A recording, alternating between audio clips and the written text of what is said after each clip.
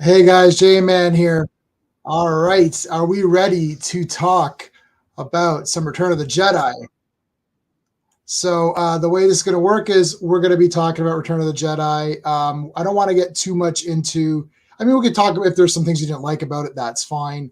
I don't want to get into too much like into the current Star Wars situations. If it goes there, it goes there. But we're going to try to keep it more as a celebration for the 40th anniversary of Return of the Jedi. I want to hear everyone's Jedi story. Like, how old were you when you saw it? Did you see it in the theaters? Did you see the special editions? Did you see the regular ones? Have you gone back and watched both of them to compare things like that?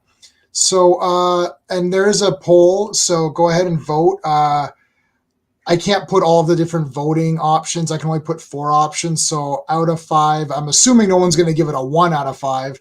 So you can give it a 5 out of 5, a 4 out of 5, a 3 out of 5, or a 2 out of 5. So we will let's get going. Oh, Skeptic, you're already here. Yep, I'm going to get a link up in just a second here. Now the one you saw was the special edition one, which I actually don't like at all. It's probably my least favorite of the special editions. I've only seen it maybe twice, so I always watch the old one. But anyways, we'll talk about that. All right, so where's my link here? Copy. Okay, so I'm gonna post a link in the chat, and then I'm gonna pin it. So hold on a second here. There you go.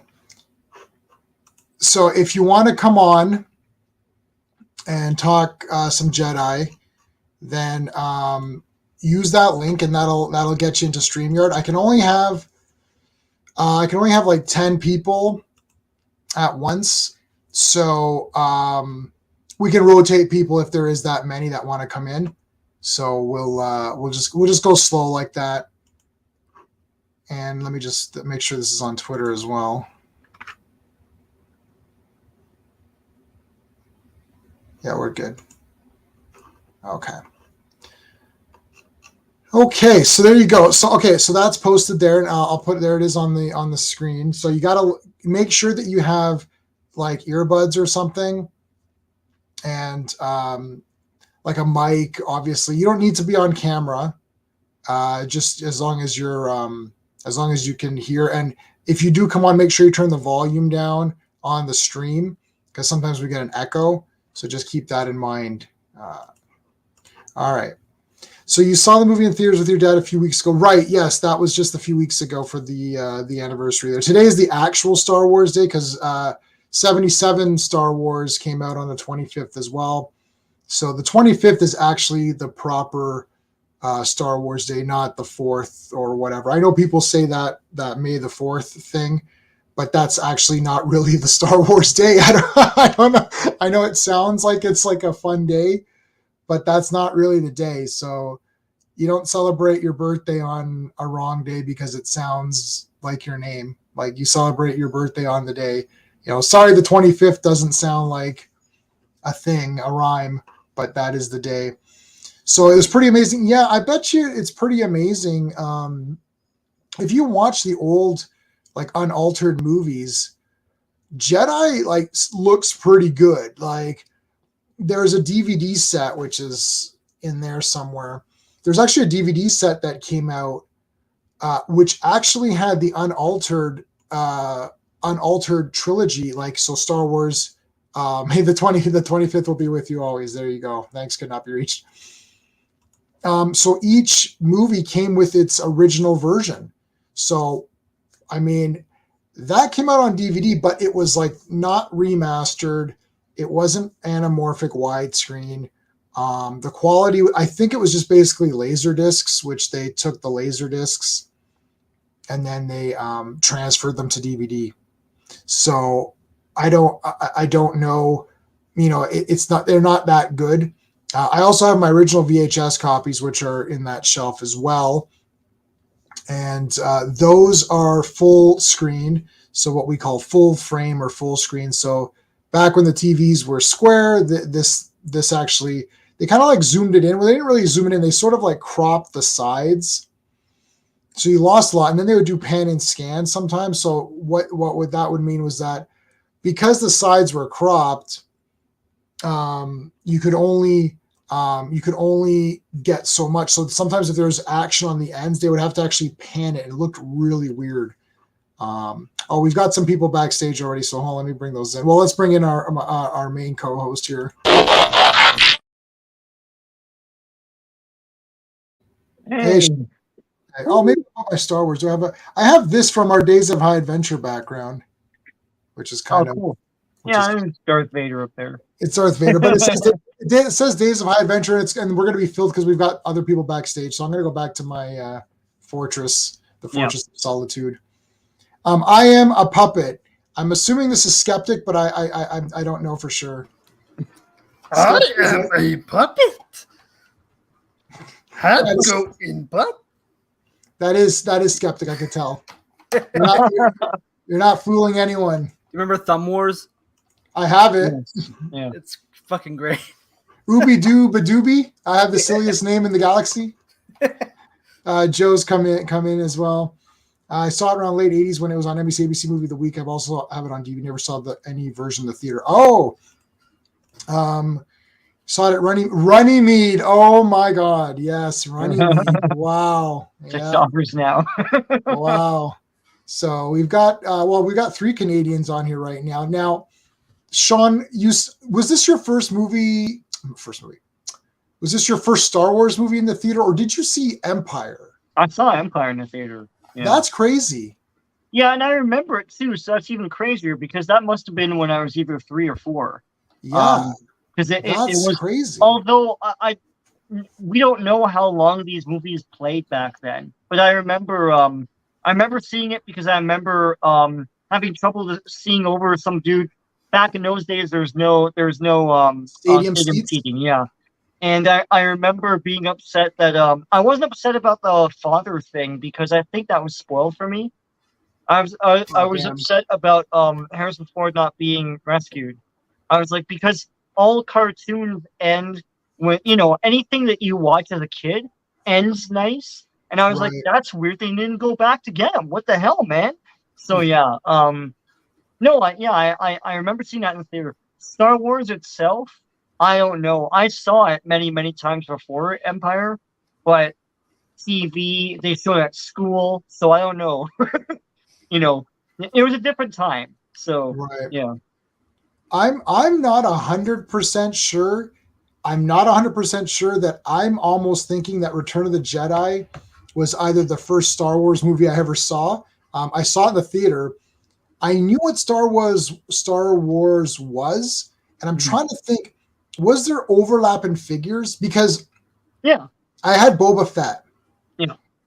Boba Fett was technically part of Empire's figure line, right? Yeah. They re-released all of Star Wars stuff for Empire. They released all of Star Wars and Empire stuff for Return of the Jedi. Yeah. Right. So this is where I don't remember. I remember going to buy Bib Fortuna, and I got. I actually had Slave 1 though. I had Slave 1 with the Carbonite Han Solo. Right. So would that have been re-released for Jedi? Slave 1, I don't know. Probably. I'm sure if you look up a Return of the Jedi box for that, they didn't miss a trick. If you want to buy it, they're gonna sell it. Because I definitely had this 3PO. Yeah. And I definitely had R2. So I'm going by figures. I definitely had a Bespin Rebel Trooper. Yeah. So, like, would those guys have been re-released? Because I'm trying to go by figures. I had all these figures. I don't know about Bespin. Yeah. They never made an A-Wing back in the day. No, they didn't, right? No, I think there was a Droid Series one that may have been a prototype. Yes, you're right. You're right. No, but that's hard to find, man. Yeah.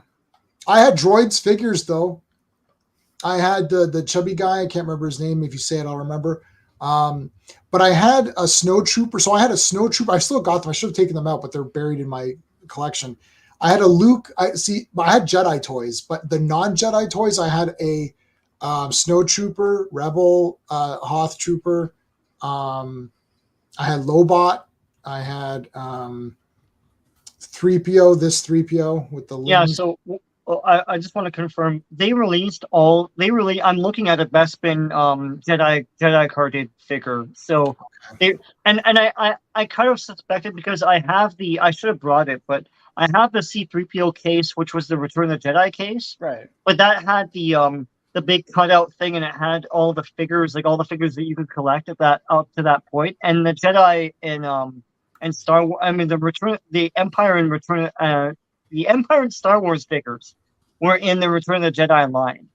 So they just re-released them, Right. Yeah. And I'm pretty sure Slave 1 had a Return of the Jedi packaging or something.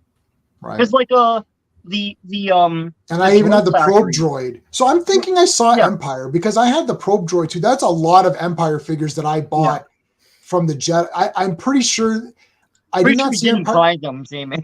But yeah, like other people gave them to you as presents. No, that's all. I mean, like, I'm pretty sure I wasn't seeking out Empire toys if I just saw Jedi. You know what I'm saying? Yeah. So like, I think I'd seen them before. Hey, Chris, I was just on Chris's channel on Wednesday. We talked about new comics. Yep. So that was great. Open chat. If anyone, Chris, if you want to come in, anyone who wants to come in just for a minute, say some Jedi, share some Jedi love, they're welcome. But yeah, like I'm thinking, because we used to play Star Wars, so I knew what Star Wars was before I saw Return of the Jedi. Yeah. And I'm pretty sure I'd seen the first two movies. Now, I think as a kid, I thought that Empire was slightly boring in the middle, because after that big opening, it just goes to a lot of talking. And I was like, okay, well, this, Yoda's cool, but like, I want to get back to, but in the meantime, if you watch it again, you're like, well, there's a lot going on, but for some reason, I don't know, it felt like it was the weakest for some reason. Blood Fever. And then I saw Jedi in the theater. I was like, well, this is the greatest thing ever. We were just like dying. And I remember seeing it like, it was either during school or like right after or something like, and then right afterwards we went to Sears. Do you remember Skeptic? Do you remember Sears? Of course. I did a documentary about it right before mine shut down. What, really? Yeah. Oh, okay. Well, anyways, I went to we had a Sears warehouse right across the street. Yeah. So it was like the discount one, man. It was awesome. And I got a shit ton of Star Wars toys. I got exclusive Cantina guys. No. No, you didn't get the blue snaggletooth? No, I don't have blue snaggletooth. That's from Star Wars 1. Yeah. And that's really hard to get. Nobody has that. Do you have that, Sean? No, I've seen it. I've held it in my hand, but okay. That place, the Treehouse place, had like 2 of them, and I was like, Jesus, how did you get 2? Jesus, that's like $2,000 right there. It's like Van Damme. There's 2 of them from Double Impact. So Skeptic, you went on the 40th anniversary, which was really the 19th anniversary, or what was the actual anniversary for that? It was the 40th. It was no, but it's not. But that's not the movie that came out 40 years ago. That's the movie that came out 17 years ago. Right? No, you're right. Like it's right, which is a little bit of a lie, because I actually thought. Do you think? And I was like, there's no way they're showing the. They're not really releasing the real only one. There's 2 things in the special edition I actually hate in Episode 6. Mm-hmm. There's the one that they added later, the 2 nose at Vader. Like that just ruins that scene for me. Yeah, it does. It doesn't need any dialogue. But the other one was the stupid CGI dancing scene. Yeah, that was terrible. Nobody likes that. It was cringy to watch that in theaters. I can't lie. It is cringe. Yeah. And it really didn't even need to be added, because they could have jazzed up the song that was in there. Like, it was fine. It was more just, Yeah. My dad also mentioned that they cut out the nip slip. Oh yeah, the one dancer. Oh, the dancer. And the thing is, it's interesting that they cut that out, because there's a lot of stuff they didn't cut out of like Star Wars. Like they never cut out the guy hitting his head, Right. Like in the first one, right? So yeah. They made fun of that. They added a sound effect. Oh yeah. Boink. No. Yeah. And did they cut out the red, the period pants or whatever? Yeah. No one noticed that. I don't know what that like is. a Blu-ray or something. Yeah. What is this? I'm missing. There's a period stain in the first Star Wars. Oh. Where they slid across that chasm, and you could see appearance stain on Carrie Fisher's white dress. I want to check that out. I have the I'm unaltered. glad you pointed out. I'm glad you pointed out it was Carrie Fisher and not Mark Hamill, just in case. And of course, like they didn't cut out the cocaine fingernail in Return of the Jedi, so that's totally I do much prefer though the I do much prefer the song that they added in the special edition compared to Yub Nub. Sorry, the Ewok one.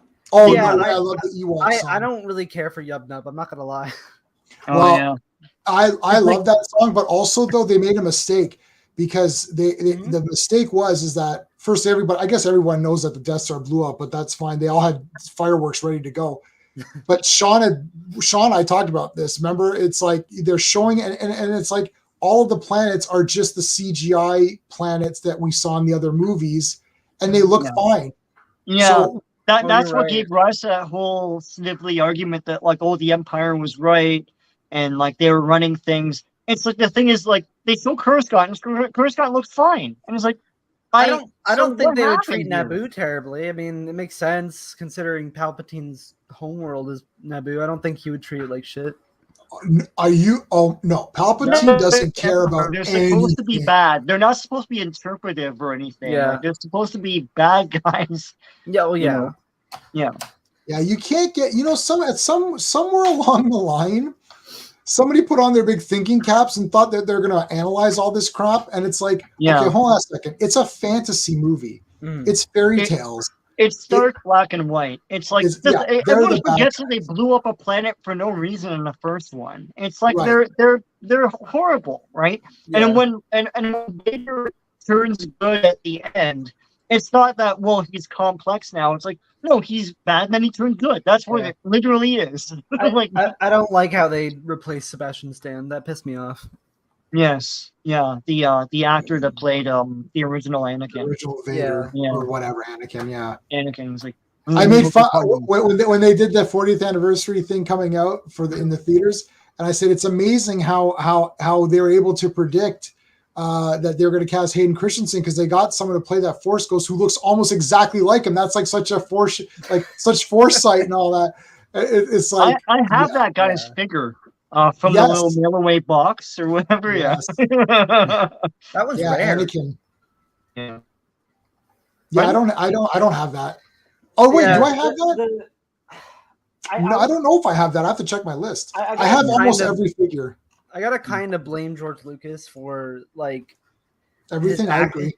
Well, his acting in that scene because you know what happened with Anakin's little scene there at the end of episode 6, right? Like basically at like filming episode 3, George Lucas just decided to put Hayden Christensen aside and just do like a random recording of him just looking at the camera, and he didn't tell him what he was doing. He didn't tell him like, oh, you're this is for episode 6, so he has no idea what the hell he's doing. So he has a creepy ass stare. He was like, all he knows. I have a scene of him being evil. Yeah, I do have him. Okay, yeah. Phew. I had to double check my list. I don't blame Hayden Christensen. I think he's a wonderful actor. I think he did a great job with what he was given. I don't, but like I know people love him because they grew up with him and stuff. But like, he's bad. He's bad, man. I mean, he's supposed to be awkward. He sounds weird, like he's like, oh, sad. Good sense of weird. It's like, for sure. But he's supposed to be acting like awkward and shit in those movies. But if you compare him to the Clone Wars show, it's like a completely different character. It's kind of weird. Yeah, they wrote. The problem with George Lucas is that when he had the chance, he didn't upgrade an HD and 7.1 and Dolby Atmos and all that to the original cut of those movies. Yeah. The only person that ruined Star Wars is George Lucas ruining the original movies. Yeah. Because all this other stuff is bullshit anyways. Like all the new Star Wars. But you can't retreat to the originals. It's like you have to go out of your way and through lascivious means to get the originals in your hands, right? And watch them. And generations growing up today don't know what the achievements of all the craftsmen that worked on his movie were of the time. because they can't discern between the CGI stuff and the original stuff. Sometimes they confuse original stuff with stuff that they think is the special edition. And it's not. It's the original. You can't appreciate it though. Like the whole trench battle. The problem with it is in the special edition, all of the tweakers are CGI, and they look great in the original, right? It's like, and that was the achievement that they could make all these like freaking things fly and stuff. So, yeah. The other thing, like, look, when people say Indiana Jones is ruined and all that, Indiana Jones is not ruined. Indiana Jones sucks now. But I can put Raiders of the Lost Ark. I have Raiders, Temple, and Last Crusade, which I think is like cool, but not the best ever. But I've got those 3 on 4K. Yeah. I put that in. Temple of Doom 4K is bloody unbelievable, right? Yeah. And I have that right here. I can take it right from here. I can actually see it. I can take it right from there and put it in.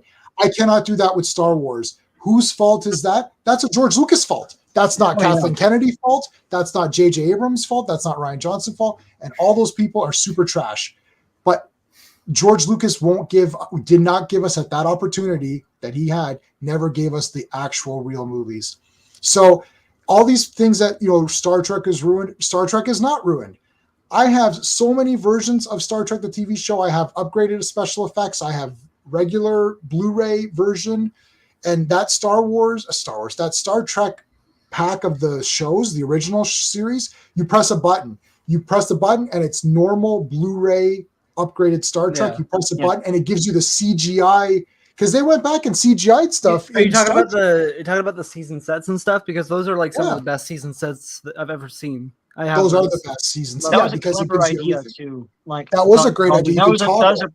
That was a feat, because like other discs tried to do that and it didn't work. You press the button and you go to the CGI version. And same with the Star Trek motion picture. I now have every version of motion picture you can get. Well, they went back and they did some other cut. Okay, even Blade Runner. I have all 5 Blade Runners, and you can pick the one you want. And if you really want to see the real one from the theater with the narration over top, you can still watch it if you want to. And I'm that's not the one that I'm used to, so I don't watch that one. But you have that ability. So if someone says, "Oh, Blade Runner's ruined," well, it's not ruined. You can watch the original one in good quality. You can't watch the original trilogy in good quality unless you pirate it. Yeah, I had to pirate it. Sorry, Disney. Everyone, you have to. But there's no other way to get it. I don't give a shit. If anyone who says they've seen it and they're younger than me, that means they pirated it. Yeah, they pirated it. Yeah. He had to restore the originals before he pumped them out. Right. They're vaulted, exactly. Like, he claims that they're ruined and it can never be, but it's like, how is that possible when you have remastered special editions? It's like, you had the negatives and the remastered them. It's like, what's wrong? Yeah. Like, they've got The Passion of Joan of Arc, a silent film. Like, where's Star Wars? Like, it's like, don't give me. I wonder what he gave, because I know the Smithsonian Institute asked for the movies to be preserved, and I don't know what he gave them. I don't know. He must have given them the real ones. He had to. He can't give them the special editions. What the hell? Yeah. Probably tried. Yeah. No, but the thing with me, like, okay, my thing with this is that I just say, too bad. Mm-hmm. What came out in the theater is the movie now. Yeah. But before, I wanted to put this in, and then the studio put a gun to my balls and said they'll shoot them off if I don't care. Yeah. I can review only what I just watched in the theater. I can't go back and say, well, it's like the people say this Ayer cut, all these other things. Like, I can't go back now and say, give me the cut of everything that there ever was. I'm sorry. It's like, I watched this in the theater. I liked it or I didn't like it. That's it. To me, I like the history of it. Like I own the theatrical and extended editions of Lord of the Rings. Me too. Because so do the theatrical, and the extended is the preferred cut. It's the preferred. Sure. Everyone just watches those. But I like having the theatricals because that's what everyone fell in love with. Like, if you look at those shattered box office records, those are the ones that set those, not the extended, right? Mm. See what that is too. Yeah, I'm not saying you have to like something. I'm like Skeptic. If you like special editions of Jedi or whatever, okay, perfect. I could watch that. I just wish I could. I want to make my own edited versions of those where like there's some parts that I like, and then there's most. Yeah, so I mean, like. I just want the option to have the originals there. That's it. This is what we watch in the theater. This is what it is. That's it. Yeah. And if they give you that, then they give it to you. And if they don't, they don't. But then I don't have to like it, right? Like, you know. Right. Anyways, that's but Jedi, I mean, like, I know that there's some people who are older who didn't like it. And we know there's a few people. We're like kind of right in the age of where this was like Sean and I, where like, you know, this was kind of perfect for us. We kind of knew about Star Wars. We hadn't, you know, we kind of, you know, Sean saw Empire, but probably had vague memories, really. You know, so this was the big one where you're like, now I'm really sitting down. You know, I'm 6 or 7 years old and I'm ready to go. Like, you know, like that's a great age to see it in the theater. Yeah, in terms of Star Wars, like it was ingrained in me. I watched it, like they played it all the time on TV, and I watched it all the time. And of course, you try to rent the tapes, and I had tons of figures. So I was very familiar with it. You know, going into it. So, Return of the Jedi is awesome because but yeah, you're right. Like we were the age. Like I was around 6. I was in grade 1. And it's like we were the age that was marketed all the Ewok stuff like after that, like the cartoons and the plush toys and the freaking 2 movies, you know. I remember in grade 1, I think no, I'd already seen the movie and they our teacher read the read along that they made because they made something like 5 of them for each part of the movie. And I remember that it was like they meet the Ewoks and everything, and one teacher walks in and she's like, did you see the movie? And I was like, yeah, you know, like we're all excited and stuff. Right. Hey, Steve. Okay, so hey, Steve. Hey, Jabba as human, that would have been weird, eh? Like, because Jabba the Hutt is one of my favorite things. That wouldn't have worked. I've got a bigger Jabba right there that you can see, and then I've got the original Jabba who is like in that shelf right there. You can kind of see him. Yeah, Jabba was a human in the Star Wars comics as well for a bit. Was he? Because I'm pretty sure they meant to have like a costume and stuff, but they. Oh man, Skeptic! It's been a while, man. Yeah, that was Skeptic. Hello. Yeah, he tried to fool us with this rubbish icon, but I saw through it. Yeah, this is a dead giveaway. Yeah, and Crimson Ghostman, how's it going, dude? I heard the human actor was just a stand-in, though. I don't know, but I don't know if that deleted scene was complete or not. No, it was supposed to be a different. Like, there's a lot of different designs. Like, he was a big centipede thing and all that, and they didn't even know what Jabba was gonna be at that point. Kind of like that weird boss character that everybody forgot about in Solo. Remember in the beginning? There's like some weird like mob boss at the beginning of Solo that kind of looks like a centipede. What, the big worm that you could barely see? Oh, yeah, exactly. Like I still don't remember. I saw that movie twice. And people are always like, you can't remember it's not a movie. Sean, you're cutting out there, but I get the gist that you're saying it wasn't a good movie, so I agree with you. Oh yeah, so so the box set that I have of VHS is not that silver and gold one. The gold one was full screen and the silver one was widescreen. Widescreen, yeah. And I don't have those. I have the DVDs of that. I have the widescreen DVDs of that, but those DVDs didn't come with the originals either. The only ones that came with the originals they were released separately. Yeah. My VHS box set is actually it is full screen, but it's the one that has the flaps that open up. So it's like a box. You pull it out and then it opens up. Yes. Yeah. I'll grab it. Hold on a second. You can talk. I'll be gone for a second. Talk amongst yourselves for a second. I've got a widescreen box set. And it's funny how I got that because Patty, I don't know if you can hear my dog.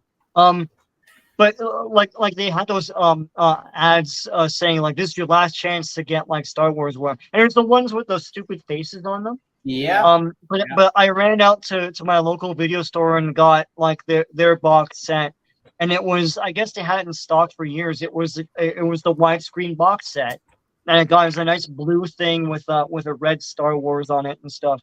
And those are awesome. So At one point, we had 3 different versions on VHS of all of them, and I think that might have That's been cool. one of the versions. yeah, like the RCA Yeah. set or whatever. Oh, that's Yeah. cool. And Transformers. Oh, Yeah, I know that one. That one, Yeah. too. yeah. Yeah, that's I know the one that with the dumb faces on it. Yeah. I got the The gold Last one Chance. too, but got the shitty special edition one. But So this still has the normal. Like posters. Yeah. yeah, those were Yeah. like a little earlier, weren't they? They were like 95 or bit something. earlier. I guess I don't know. Yeah. They are full screen, I'm sure. Hold on. I still have the shitty gold ones. You Yeah, look like you regretted your decisions. Most of you us know- saw like these movies as pen and scan for Yeah. years. Yeah. For years. And now I'm so used to the widescreen. But I remember seeing widescreen for the first time in years when I got that VHS set. And I was like, oh shit, you see it's crazy. Like that one guy dying in the asteroid thing where when an asteroid hits a part of the Star Destroyer and it cuts to Vader talking to these holograms and one of them fades away with the guy going, oh, like that. Yeah. That guy's super cut out, of the versions we saw. Right. So for years, yeah. For years. Yeah, this is the one that I watched 100 million times. Yeah. I remember I was this so one. happy when I got this or whatever. I was like, yes. And then for Indiana Jones, I just bought them singly. Yeah. Did I they wanna ever go come out back. with that in Indiana Jones? What? I don't know. I bought them as they They came out. Can't remember. My friend Paul, my buddy Paul, has Raiders of the Lost Ark official release on beta. Oh shit. Oh, Hell yeah. Yeah. I've been Yeah. looking for beta everywhere. I've been looking for like beta cassettes and like I'm kidding. players since I was like 12 years old in like thrift stores. I could never find them ever. Yeah. I found laser discs and stuff, but not fucking betas. I have original Highlander 2 on VHS. Yes. I've got the original Quickening, Hell on yeah. VHS. Quickening. And I have the Renegade version, which has the red sky but re-edited. And then I've got Highlander 2, which has the blue. It was supposed to be blue, like a blue energy field. And that's what they did on Blu-ray. But I don't like that. See, this is an example of it was supposed to be blue. They couldn't get it to be blue, so they got it red. So when I saw Highlander 2, I never saw Highlander 2 The Quickening. I saw Highlander 2 The Renegade version on DVD when it came out. And I watched it. I was like, this is fucking awesome. It's like the sky's red. It's got lasers around. It's like, this is crazy. And I was like, this movie's so wicked. And people are like, oh, it's trash. It's like The Quickening was terrible. It's supposed to be like, they're aliens or something. I was like, okay. I was like, well, they're not aliens in the one I watched. They're just guys who are transposed through time or whatever. And everyone's like, well, it's trash. I'm like, well, the one I watched was awesome. So whatever. And then I found The Quickening. I never watched it because I didn't get VHS. I still have the VHS player, but it's actually right there. But it doesn't work very well. So I was like, I didn't want to put it in there. And then I got 102 on Blu-ray, and I was so disappointed that they changed it again to the blue sky. I was like, why? Just leave the movie that was there. Like this is the George Lucas syndrome. We have to change everything that comes out or whatever. God, it's awful. I'm so tired of those special editions. Oh, Yeah. sorry. So, anyways, so Skeptic, how was the crowd on the 40th anniversary when you went to go see it? Were they like into it? Yeah, no, it was probably one of the best like audiences I've ever had. Oh, It was a lot awesome. better than the Super Mario Brothers movie. My God. Oh, really? The Super I mean, I love the movie, but the Super Mario Brothers movie was not the best experience. There was like screaming kids and shit. Oh. Yeah. Well, It's a The kids hint movie. was though. that It's it was a kids expected. movie. It's expected. Yeah. But Expected. with Star Wars though, it was great. People were like, I think like 99% of the people were like adults there, and everybody was really into it, of course. And I just remember one scene where you know that scene where Leia tells Han that their brother and sister, and he has that reaction, and everybody laughed in the theater. Yeah. It was great. It was a great experience overall. My dad bumped me on the shoulder because he knows how much I hate the no fucking Vader line. Yeah. It's No. Yeah. No. It was awful when I saw it in Revenge of the Sith, and it was awful when I saw them insert it in Return of the Jedi. Have you seen the French version of the no in episode 3? It's actually so much better than the French version. No, he says no. Oh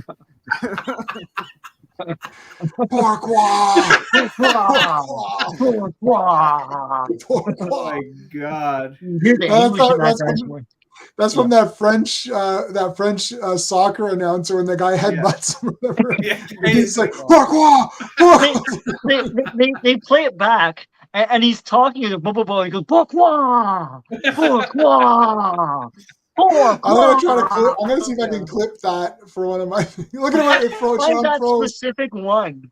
I can't. I saw it, but I can't find the specific one on YouTube.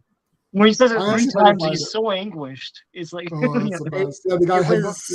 it was definitely the quietest I've ever heard a theater ever. Wow. Like, Nice. when there was those the shots with the when Wicket is introduced and stuff, and then there's that quiet maybe 20 seconds when there's that shot in the distance. Like I did not hear a peep from anybody at all. There was not even food. Wow.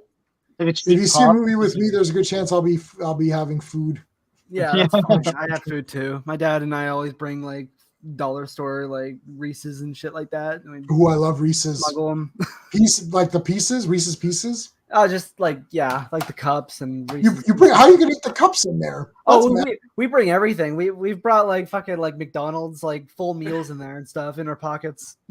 Okay, well, that's pretty outrageous. He's skeptical. His dad show up. They get the big blanket out. They have exactly. Pretty much. I don't know how to get away with it. I brought Twizzlers or M&Ms or something. You don't bring how do you can't eat the cups that's too messy. No, we bring in we've brought in 3 McDoubles and shit like that. Oh my god, shit, that's crazy. That is crazy. All right, so Steve, did you see Empire in the theater? Do you remember or no? No Empire. I was 3 years old when Empire came out. I was completely I'm trying to remember now. I think my parents brought home, they're like, "You'll never guess this movie."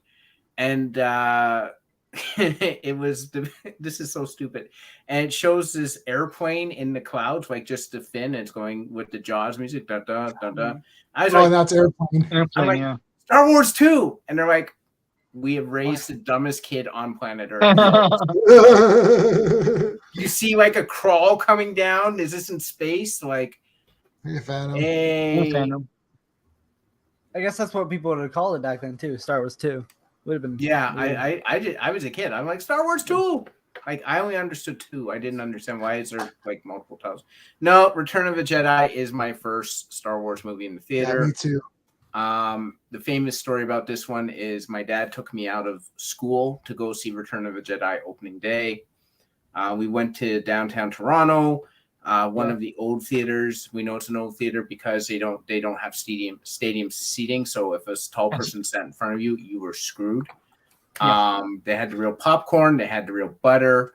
And in the lobby was a full-scale Han Solo and Kryptonite. You walked past it to get into the theater. Awesome. That's what it was like when I went to Star Wars in concert. There was just all kinds of we went to Star Wars in concert. And Hamilton. Richard was there. Yeah. That was awesome. I remember that this was one of the best crowds ever. Whenever they saw a character they recognized, they literally cheered. Darth Vader came on and everyone just broke into applause. And I actually joined them, which I never do because I'm like, the performers aren't there. What the hell am I why am I clapping for? But the buzz was so big, right? It was impossible not to get swept up in that. And from the beginning, the fact that they finally showed what Jabba looked like, because your head, your brain's always wondering what the hell Jabba looks like, and you see him, and he actually fit what I thought he would look like. I was like, holy crap, this is Jabba the Hutt. Like, you just totally bought into it. You know, I think the big scenes for me were, I love the infiltration plan at the beginning of Return of the Jedi. I love that they just seed all the good guy characters throughout, and it's almost like you've had this idea that this plan's been going on for quite a while. Like, they got Lando in there, and then they're like, you know, and I love C-3PO's shock that he's being given to Jabba. He's like, this is his plan. Yeah, they didn't tell him the plan because he's going to give it away. I love C-3PO. Everybody knows that. I've got 2 big giant 3POs there, a new one and an original one. And I met Anthony Daniels, and I'm wearing my 3PO today. I think he's my first Star Wars toy. My first Jedi toy was Bib Fortuna. But yeah, same thing. It's like, well, they didn't tell him because he's going to blab it, right? You know, I love how, like, they keep bringing C-3PO forward to interpret, and he gets more and more like agitated as it carries on. Of course, I love the big barge scene. All of that is awesome. I just rewatched it before the stream. Oh man, it's something I always look forward to. I love the fact that they just realize that he's this big fat like slug, and he's greedy, and he's got a lot of hubris, and they just, like, when Luke walks in all in black and he sort of, you know, he plays off that. He's like, oh, you know, great and mighty Jabba. And then you see him just start to piss him off a bit. You know? Yeah. You know, going back to Dagobah, I was sad when Yoda died. I was like, shit, I don't want Yoda to die. And he just disappears. What the hell? I was sad too. It was sad. The Endor stuff was good. But I love the three-part finale where it's like what's happening on Endor, Lando in space. I love that stuff. You know, I love it's a trap, you know, that sort of thing. But the scene in the Luke Darth Vader final showdown is awesome. I can't forget about that. I love also C-3PO's a god, and you know, like Luke levitates him. That's awesome. It's like, you know, tell them that if they make you angry, you'll use your magic and stuff, and use your divine influence. Yeah. It's like, oh, I can't impersonate a deity against my programming or whatever. Use your divine influence, like the way you said it, and get us out of here. Get us out of here. Yeah. But then Luke is like, I like how Luke. Do you watch Mark Hamill in that scene? He's laughing a bit because it's like when C-3 was like, oh, I can't do that. And Luke's kind of like laughing a bit. He's like, yeah, like whatever. He's like, I know what I'm good at. He's like, 3PO. And like Luke knows how to talk to him. See, Han Solo can't talk to droids. That's his big thing. He can't. Luke's like, let me talk to him. It's like 3PO. And he just changes his entire way. It's like, oh, okay. Because like 3PO and Luke, they're buds, right? Like, Han Solo's just like, who you aren't in here.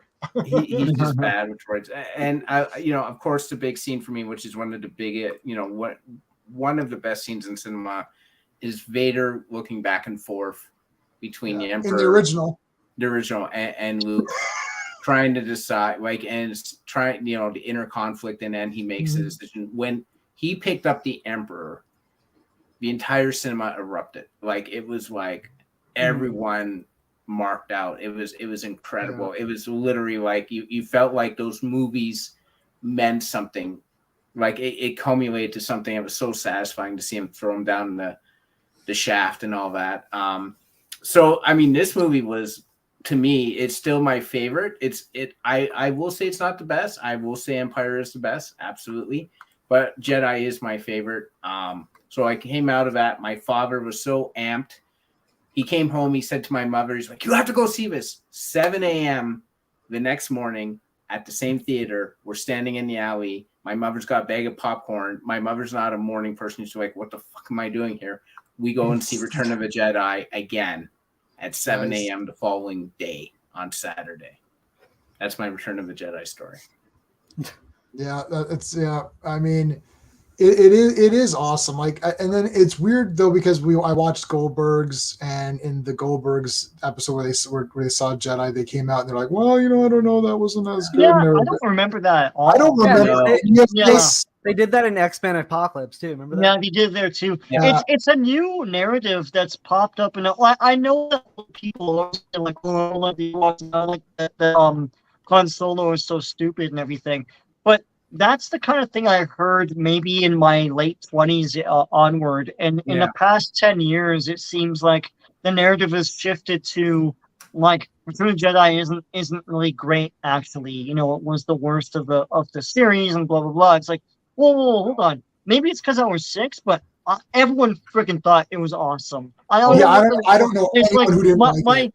So I saw it in North Bay. We were visiting my uncle and like my uncle and they have two daughters, my cousins. One was a teenager. She was like a big Star Wars person. And another one is the other one is 1 year older than me.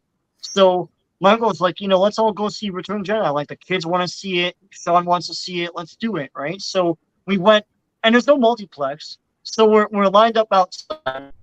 And my old cousin, she came over. She went to the front. She came over and she's like the guy at the ticket says that like it's all sold out. You can't. It's like everyone in this line is out of luck, right? And then I started crying, right? And my mom knows she's fucking lying, right? So it's like she's like, well, you make the child cry, she's like freaking freaking out, and so we saw it, and like same as you, Steve. When Vader throws the Emperor down that shaft, the crowd clapped. They're freaking like, there's that, because that guy. When I was a kid, that guy made me so mad. Yeah, and it's funny. It's like you watch it today. Like I've seen it a million times now. I don't care. But like for years, I'd watch that, and his performance is so good. He makes you so pissed off. Yeah. It's like it's like, which side are you on here, right? Are you gonna fly off the handle? Because like when Luke flies off the handle, like you believe it because that guy's so angry, right? He's such an ass. But yeah, no, Return of the Jedi, like every kid loved it. Yeah. I don't remember adults saying it was crap. It's one of those things where they tried to retcon when Last Jedi came out, and they tried to retcon everyone's reaction to Empire Strikes Back then. And it's like, no, I remember distinctly everyone loved Empire Strikes Back. Yeah. No one said it was a downer ending. Everyone loved that movie. Yeah. Everyone loved Return of the Jedi. Ebert, the famous Siskel and Ebert versus that snooty. Yeah, that one guy. Yeah. And he's like, hey, this isn't so very good. And they're like, what are you talking about? It's great. And they're like, what about Yoda? He's like, oh, I suppose Yoda's okay. And it's like, buddy, just come on. Yeah, Siskel got that in there. Siskel got that in there, and when the guy's like, "Oh, it's okay," Siskel get this mega smile. Yes, it's like, I got you, buddy. It's like just say you liked it. No one's going to look down on you. They're not giving reviews still, are they? They both passed away. Oh, shit. So my initial thought, I don't need to tell you my initial thoughts, my subsequent thoughts, I've thought it over thoughts.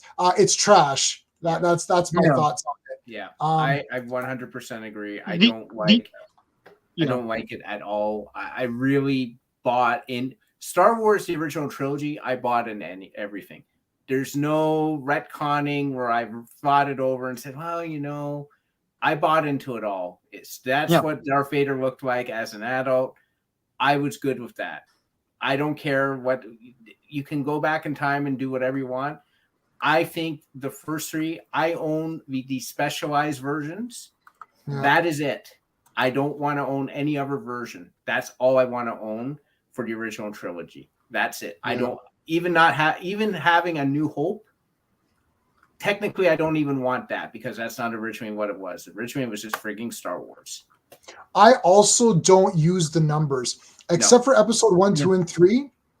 This is weird. Except for episode 1, 2, and 3, even the crappier new ones, I call them by their title. Yeah. Even 7, 8. No, 7, 8, 9. I don't say 7, 8, 9. I say Force Awakens. I say Last Jedi. Yeah. So it's only the original 3 which really drove home this episode 1 thing, which I don't actually really like. The episodes, but the thing is, even back then, no one called them episode 4, 5, and 6. Everyone called them Star Wars, Empire, and Return of the Jedi. Right? Yeah, Star Wars, Empire, Jedi.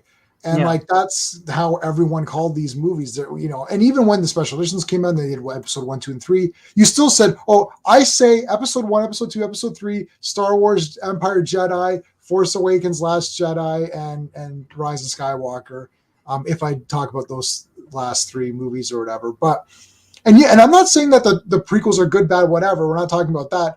I don't want Hayden Christensen there because it's weird, anyways. That's not what the guy looked like just 1 second ago. And then the original theory was when you saw that guy, Sebastian Stan or whatever his name is. Yeah. When you saw that guy, the theory was that Sebastian Stan is the Winter Soldier. Yeah, it's not Stan. Yeah, when you saw that guy, it's because like he turns good at the end, so that's what he's going to be. It's like when you see Hayden Christensen, you know the only reason why is because the prequels came out and people know Hayden Christensen as the character now. So now you have to retcon the theory of why is he as a Force ghost like 30 years or 40 years younger or whatever, and like this he wasn't asked when he was younger. I don't see why he would be. That would be the Force ghost, right? So and wouldn't Luke be weird? Wouldn't Luke be like, who's that? Like I guess he knew that. I guess he knows that's the dad. But I'd be like, that's what people argue about the older version, and I'm like, I disagree. Well, he just took off the goddamn helmet and he saw. Took off the helmet, and even the audience saw the same thing. Like they saw that crusty head and all that, and knew that guy was the same guy. Right. So like Luke would recognize him too. He doesn't know who Hayden Christensen is. Like, what is that? Yeah, and he doesn't want to know who Hayden Christensen is. Hayden Christensen wasn't even fucking born yet, I don't think. No, I don't think. I don't think he was. No. 83? No, I don't think he was. No. Never trust anyone born after Jedi. That's from. Which course is that? It was like one of those. I don't know. Maybe it's 2 or so. I don't trust anyone. The only good thing in Clerks 2, which I actually don't like, was where he says there's only one return, and that's of the Jedi. He was born in 81. My bad. Oh, he was born in 81. Oh, wow. He passed.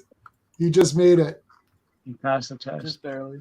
Yeah. Okay. So now we know a few people who didn't like Jedi in the theater, but now they were 18 or 19 years old or something like that, right? Yeah. So to them, they're like, also, it depends on your knowledge. Like I always hear like Rob Liefeld talk about this from his podcast, and he's like, I was reading the comics, and we were thinking, okay, Jabba the Hutt's not the way Jabba the Hutt is.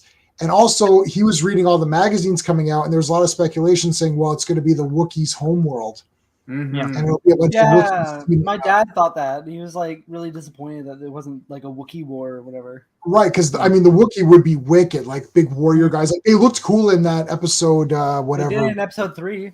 They looked pretty badass in episode 3. Actually, they looked really cool. If you watch the holiday special and they show, yes. Yep. It's like the Endor forest. Like they have a big map painting or whatever, and it's the Endor forest, but like they just use that concept for the Ewok village, right? So if you watch the promotional stuff over time for episode 3, they always just like go crazy over how it's the first time you see Kashyyyk, and it's like they really want to forget about the holiday special. We've got 12 votes. For the poll so far. 42% say 5 out of 5, and 58% say 4 out of 5 for Jedi. I think the thing is that like, look, there's going to be negatives in any movie, and that's just how it goes. Yeah. But overall, if you walk out and really. The only complaint there really is, and this isn't a complaint necessarily, the only thing that's a bit weird is like, oh, it's the Death Star again, you have to shoot the middle. Yeah. That's like the only minor thing that even rewatching it later on, I thought, oh, that's kind of like, it kind of undermined the first one, because you're like, well, now you're just doing it again, but it's harder or whatever. Yeah. So that was the only thing that because I like Ewoks. That's the only thing that I ever thought was a bit weird. But I never got the Han Solo, stepping on the twig and all that. I never really realized any of that till I don't even know when. Like, I'm not talking 20s. I'm talking about like, you know, in like my mid 30s or something, where someone mentioned that and it's like, oh, is that supposed to be a thing? And I'm like, well, it's the forest. Han Solo doesn't creep around in the forest. Like, I don't know. Yeah. Like, it's like, oh, Han Solo steps on a twig, or what, you know, what is he? It's like, well, he's walking in the forest. Have you stepped on twigs? Like, I've stepped on a shit ton of them. Oh, So yeah. I don't, like, I don't know what, like, I don't know that that's supposed to be this big diss on him. It's like, I'm sorry, he's a pilot smuggler. He doesn't go around doing guerrilla warfare or whatever. Yeah, he's a Like, spaceman. Right. He's a pilot. Yeah, so he's a pilot. So I didn't even get that. This is like these, what do you call, what's the term, Sean? Or like these, smart not asses. I don't know. smart, no, but no, this big like, oh, we're going back. It's like the Karate Kid thing where the guy's the bully or whatever. It's like, They're yeah, fine. contrarians and they're trying to be smart, Alex. It's They're like trying to be smart, and you're it's like the you're whole not. Thanos thing. Is like, why can't Thanos just make like more food or whatever? It's like no, Yeah. because he's a maniac. Right. Go to any tyrannical country right now and tell them the folly of their ways. They will. They'll It's like kill you. it's the same thing. He thinks one way about something and that's it. You can't stop it. You know. For more examples, please see 50% of the world. It's like frick. But like yeah, it's like it's like a crooked thing. It's like what's his name?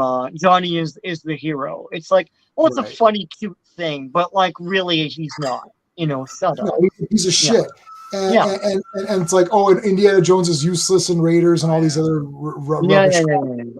It's like Yeah. it's very tiresome, and nobody will actually come on and actually debate that, because like you can destroy these things in 2 seconds, and it's like, okay, but they can only repeat what they've heard. They haven't actually thought this through. Or And like it's like, Superman is not a complex character in the movie. It's like he's literally an angry god at the end of that film. right, Like it's like Lois dies and he's like super pissed. It's like he's really not angry. one thing in that.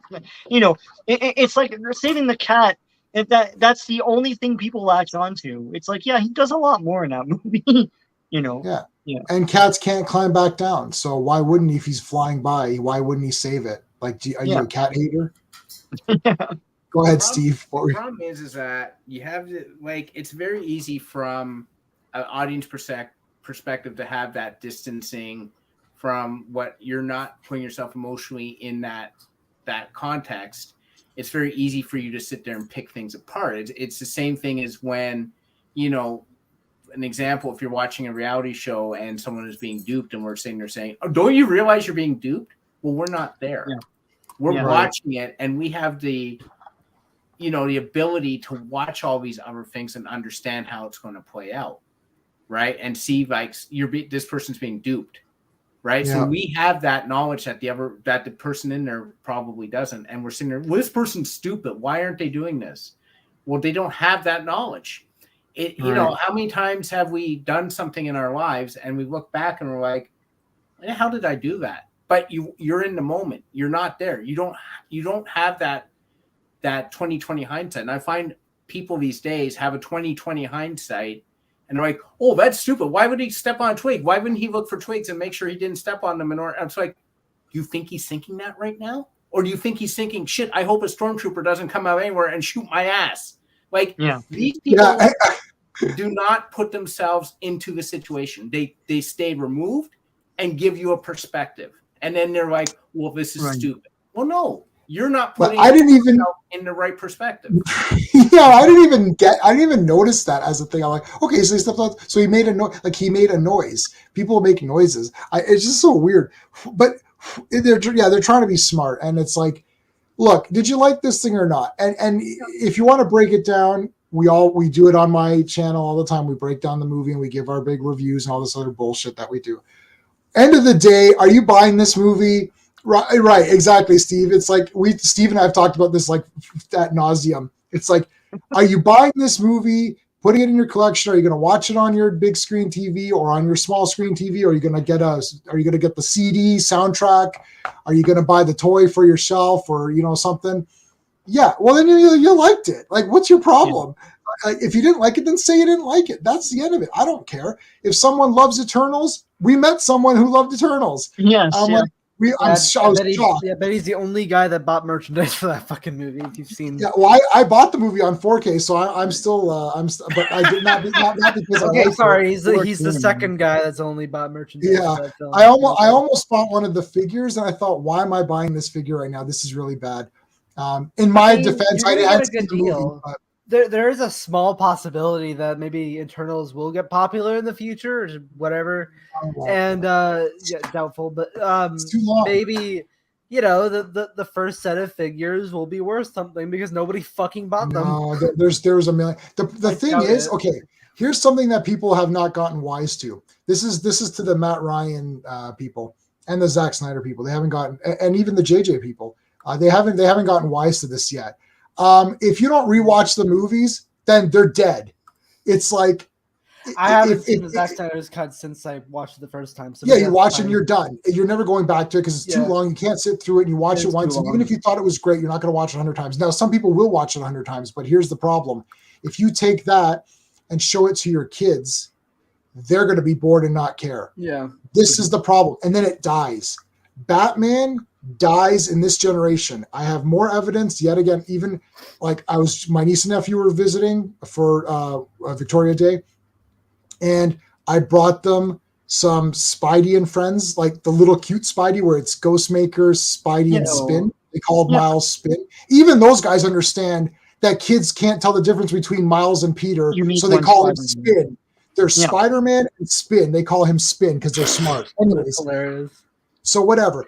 And I brought that comic, and my niece and nephew they're so excited. They're like, look what Jason got us. Oh my God, this is so good, right? It's like, that, do you know what that is right there? That's Spider-Man continuing on forever. Guess what they didn't get excited for? The Batman. Right? The Batman sucks, though. That movie was so boring. It's boring. What adult is going to show that to their kids? By the time a kid gets old enough to watch that movie to try to appreciate it, it's too late. They won't be interested in Batman. Dark Knight was a borderline for that for kids. Dark Knight, same thing. All of those movies. I enjoyed it when I was a kid, but I feel like that's a really tight borderline of like being boring for kids. No, you can like it if you want, but it's not going to go anywhere. Like, look, I watched lots of movies as a kid that didn't go anywhere because there wasn't toys or cartoons or whatever. So we're talking about Star Wars because it's a huge thing. Right? I played the Batman Begins video game back in the day, and I got the merchandise for Batman Begins and stuff. I remember that was somewhat. But it's not. It's not. I don't think these things won't last that way. Well, no, I think those movies they had their fans and their merchandise, but like the Batman was trying to be too stupidly smart. It's like, and the thing is, it's not smart. It's a big bag of dumb. It's like it's just got the trappings of like serious drama, and it's not right. You know. I want to switch topics for a bit. Still talking about Return of the Jedi. Have you guys ever seen or heard of the pedal car speeder bikes? I think so. Yeah, I've heard of them. Yeah, there are only about 200 to 300 made, and there were giveaways at department stores and movie theaters, and it's like it's kind of awesome. I look at it now, and they're sort of like a speeder bike. But cool. It's like it's like. I don't know. It is the kind of thing they could have totally sold as a thing. Like kids would have died. That's like, I would have went crazy for that as a kid. I loved my little battery Jeep. The design was awesome. Scout Trooper is like I have. I think the Scout Trooper is the most things I have. Yeah. I have the first ever model kit. Okay, so I used to walk by this hobby shop when I was a kid, and they had the speeder bike with the Scout Trooper on it. And I was like, oh man, I want that so bad. And they never had it in stock. And they didn't have it in stock for like 5 years, but they had one in the display window. Then I finally went in one day and they're like, we have them. I'm like, awesome. I can't believe it. I gotta go. I'm gonna see Shazam 2 with my dad. I like Shazam too. So I haven't seen it, so I can't really Alright. say much. To be fair, but Alright. yeah, I'll see you guys. all right, see you, man. Thanks for Cheers, coming man. in. Man.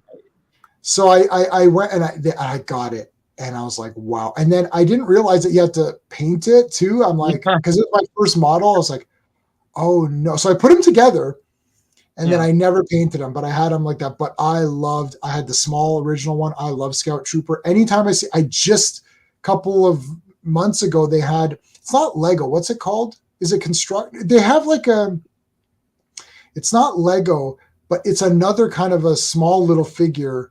Okay. But it's not Lego. I don't know what they're called. Well, how would I even know. find Instructs Uh, maybe or I had the Kenner one, and the great thing about it is that and every kid did this. You could press a button and it blew apart into 3 pieces. Yes, yeah, I know.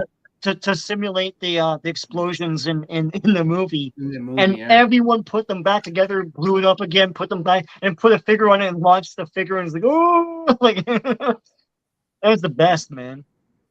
Trying to find the original one that they had. I'm trying to find the box for the original one. But yeah, I don't know. I'll see if I can find it. See, I also have a statue. But he doesn't have the bike with him. This is it. I have this Oh, cool. on my shelf. It's Yeah. right there. Yeah, I have this. I mean, I just think they're so badass. The designs for all these movies are awesome. Yeah. It's like they both, and you know what's funny? If you go on the Oscar YouTube channel, I've talked about this before, but like they have different like clips from yesteryear and stuff. And in 1978, I guess, when Star Wars was up for all these awards, like the first one, it was up for best costume design. And what they did back then was when they announced each movie, models would come out in the costumes of the movie. And it's Oh, stuff wow. like Airport 1971, like, you know, he's just wearing clothes, right? You know, and like some period piece. And the last one was like Star Wars, and it's like it's Darth Vader and the stormtroopers come out, and it looks crazy different than everything else on the stage, and everyone starts laughing. And it's because the thing is that it blew everything away in terms of imagination. Is that it? Is that it, Sean? Yeah, they won. So the guys still on stage when they won, and they're just like posing with them and stuff. Yeah, there's C-3PO. Yeah, it was unlike anything. Like if people today don't understand why Star Wars is so huge, watch, I don't know, 10 1970s movies and then watch Star Wars. It's nothing like them. You know, it's a quantum leap. You know, even like if you watch science fiction of the 70s and then watch Star Wars, it's like it's crazy. You know, it was a it phenom. looked modern for 20 years or 30 Yeah. years or something. Yeah. Yeah, it was a phenom. It was literally like everyone knew Star Wars. Everyone knew the characters. Everyone knew about what the characters looked like. It was incredible. Like there's, you know, you could talk to anyone, young, old, all that. It was like Star Wars. You know, say Darth Vader to a, you know, back then to a, you know, like a 50-year-old or a 10-year-old, and they both know what it is. Yeah. You know, it was insane. Like it doesn't happen very often. It's happened a handful of times. Like 89 Batman was a phenom. Maybe Raiders, the original Raiders was crazy. I remember seeing all sorts of shit for that. You know, but it doesn't happen very often, and it certainly doesn't happen now. The Marvel movies up to a point. I mean, the first 10 years of Marvel movies, like, you know, everyone knew those characters, but but no, yeah, Star Wars. I mean, I remember visiting Guyana, and everyone there knew what it was. Like the old doddering woman that saw, like, you know, 100 years of of British rule up to that point, and it's like, you know, they knew what Darth Vader and all that stuff was. So, yeah. I think it was this one. I think it was this. That's awesome, actually. Yeah. Yes, Nick. What's this? They have like. It's Lego. That's Lego, but no, they have something else. It's not Lego. Scout Trooper. Maybe mini figure. I don't know because like Lego's got a stranglehold on Star Wars. It's Yeah, like, man. No, but oh my Yeah. god, why can I not? It's not. It was not Lego though. I'm 100% sure it wasn't Lego. Why is this? Oh wait, no, that's not it. No, oh, I was like, I thought I had it there. Sean, you know I love these ones, and you always know about this. The mini sets in that, like I always remember Empire, the mini Bespin, yeah. Carbonite. The Bespin playsets for that is the greatest Bespin playset ever made. Never created. A guy does this. But yeah, the what do you call it? It was micros because Micros. they just spun off into micro machines and all that stuff. But yeah, Man, yeah, those that are awesome. Looked awesome. Like the fact it was in such like tiny scale, and actually it worked where like the figure went down and the carbonite got spat out. That was awesome, man. Bespin World, I think they called it. Bespin World, and it was like the carbonite chamber, the duel, with the platform and everything. Those are wicked. I can bring that up. Yeah. I can't remember how many sets they made, but if you put them all together, it's Bespin, right? Yeah. And it's one of those things where it's like, if you want to do a real Hasbro Pulse, make that into a 3 3/4 inch playset. You're talking about this? Yeah. Yeah. I mean, look at that. That was so awesome, man. Yeah. Here's the full thing together. Yeah, that's wicked, man. Like that's literally the climax of Empire in one area. And it's mini. I don't know if I could find it in my pile of crap here, but I bought the Star Wars Insider that has Return of the Jedi on the cover, and it's just a couple issues ago. And I don't like Star Wars Insider, but I bought it because it had a Return of the Jedi thing. I was like, oh, they're gonna sell this stuff. And most of it is explaining how it seeds the sequels. And I was like, F this magazine. Why can't you just celebrate what you... I know that it's the official word from Lucasfilm, but it's like you can't just like give it its shine. They do have a great interview with 3 of the actors who played Ewoks and like inside stories and stuff about like the drunken nights they had and stuff like that. It's great. This is it. Thanks could not be reached. This is it. Is that the thing that you saw as a kid? Yeah. Yeah. And I got it finally. Nice. That's a great box too, man. Look at that. Yeah. Did you guys like the new? Okay, so in Toys R Us they have new mini. Retro Blasting just did a video on them. Oh, I haven't seen that. I haven't seen it.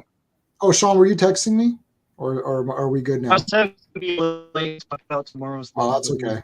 My phone's like dying. Oh, okay. Oh, yes, for tomorrow. Okay, cool. Yeah. Yeah, I just watched episode 2 today of Transformers. More of it meets. Yeah. Yep, episode 2. And that's what I. Yeah. No, I can't. Okay, so they came out with the new mini vehicles and little figures. Oh, Retro cool. Blasting just did a video on them, but you know what? The figures look pretty, like they're so tiny. Like you need tweezers to like put them in. Oh, that's weird. That's not what they were back then. Yeah. They're smaller. Yeah. Like they're tiny. The Millennium Falcon looks cool, but there's no display.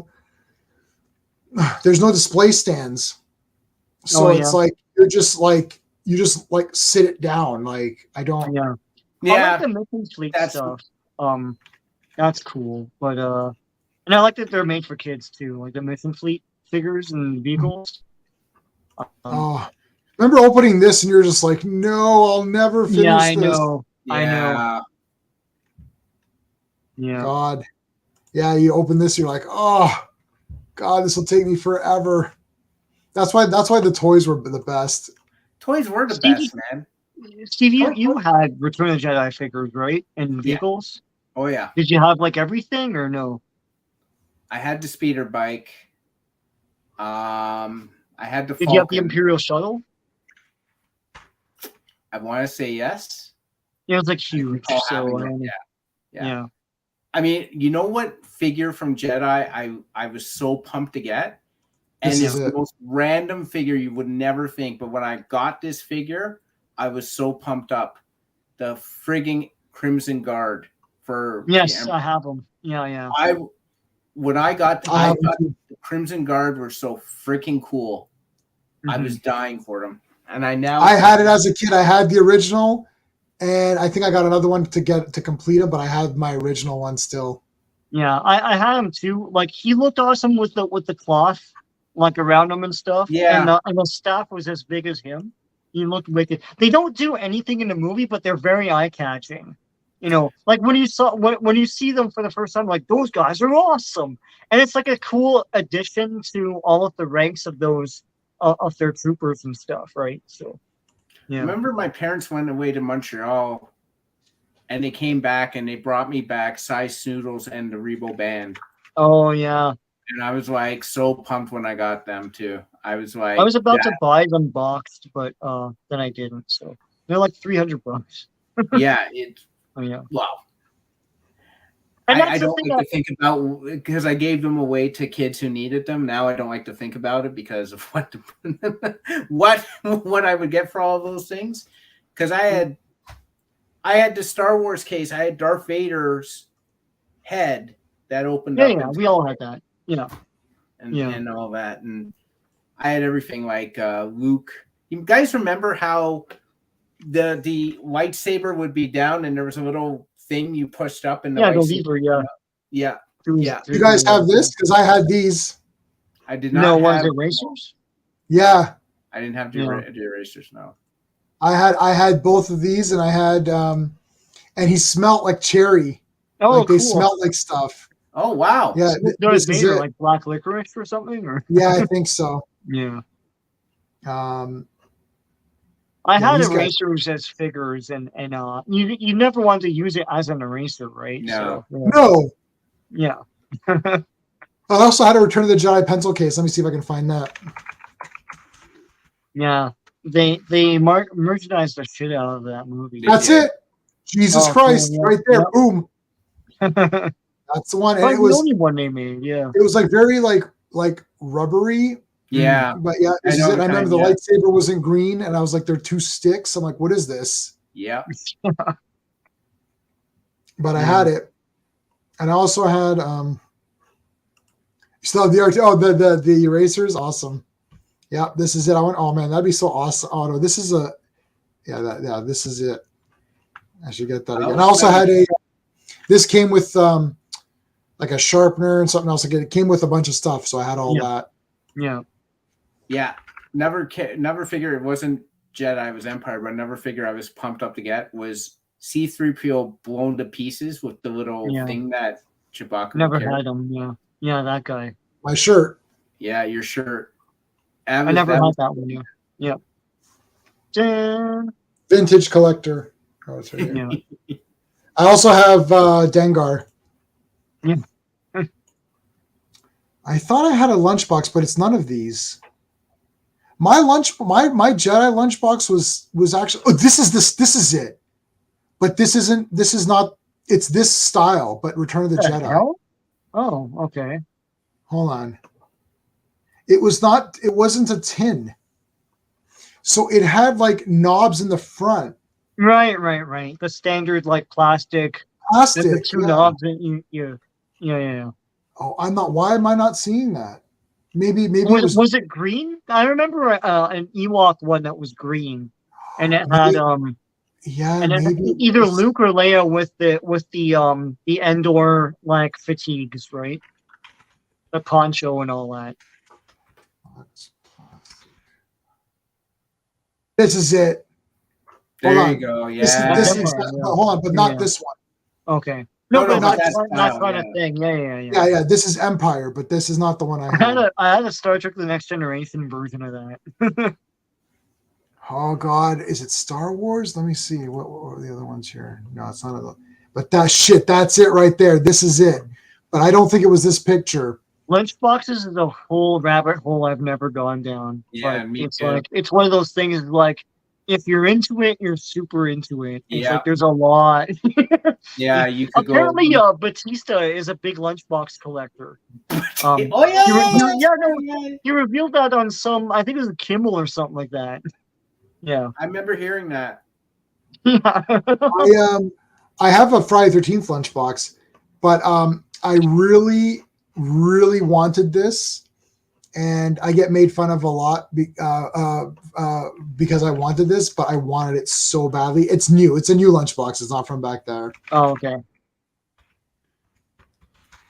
They had it, and I could not. Faster pussycat kill. Kill. Yeah, they had a Lunchbox? lunchbox. They had one. A Yeah, lunchbox for that. and yeah, there it is. Oh man. And like it's like the words are like embossed, yeah. yeah, Popped not out. it, but the other way embossed is They're yeah. 3D. Yeah. Oh man, I wanted this so bad. I didn't pull the trigger. Let's see if it's on eBay. Yeah, now it's like $100. So I don't know. Yeah. Man, I really wanted that. But what other random Star Wars thing? Because there's a lot of. Oh, I had a R2D2 wind-up toy. Wind-up toy. Oh, that's the Return of the Jedi. This is it right here. Boom! I had this thing. Yeah. Oh, I think I still have it. Yeah. What was that you're showing, Sean? No, this is the handheld game. Oh yeah. Luke versus Darth Vader. I don't have a battery in it right now, but like I got this for like $2 or something a few years ago.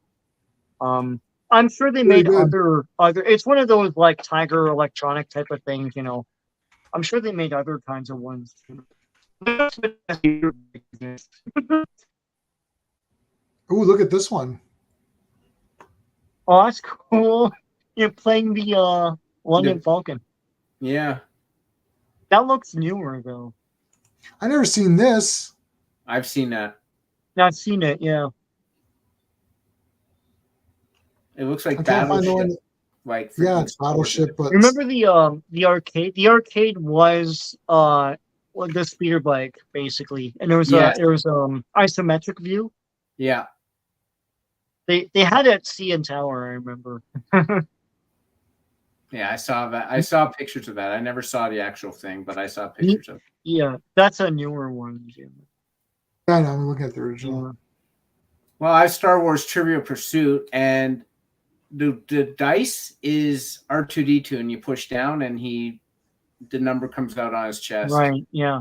Yeah. That's cool. And Star Wars Clue, which is like the actual inside of the Death Star is the clue. Like the detention cell. Yeah, that's it. Yeah, we played this. Yeah, I played that. That's cool, man. God.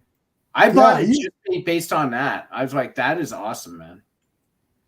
What was the other one? Monopoly or no? Oh, no, Trivial Pursuit, right? Trivial Pursuit. But I also have Monopoly.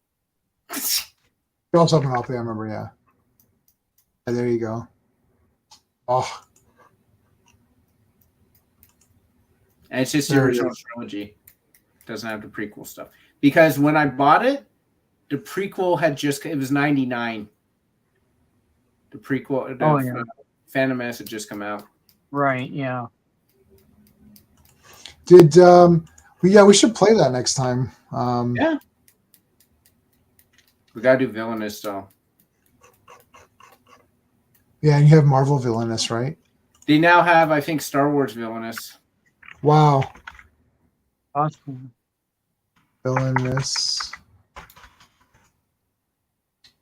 Yeah.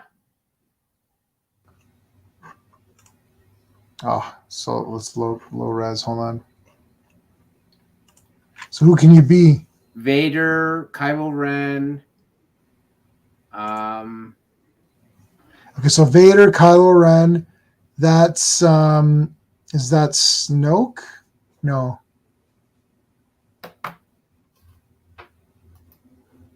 I can't tell who the people are. Let me just see. 1 sec. I'm going to look it up.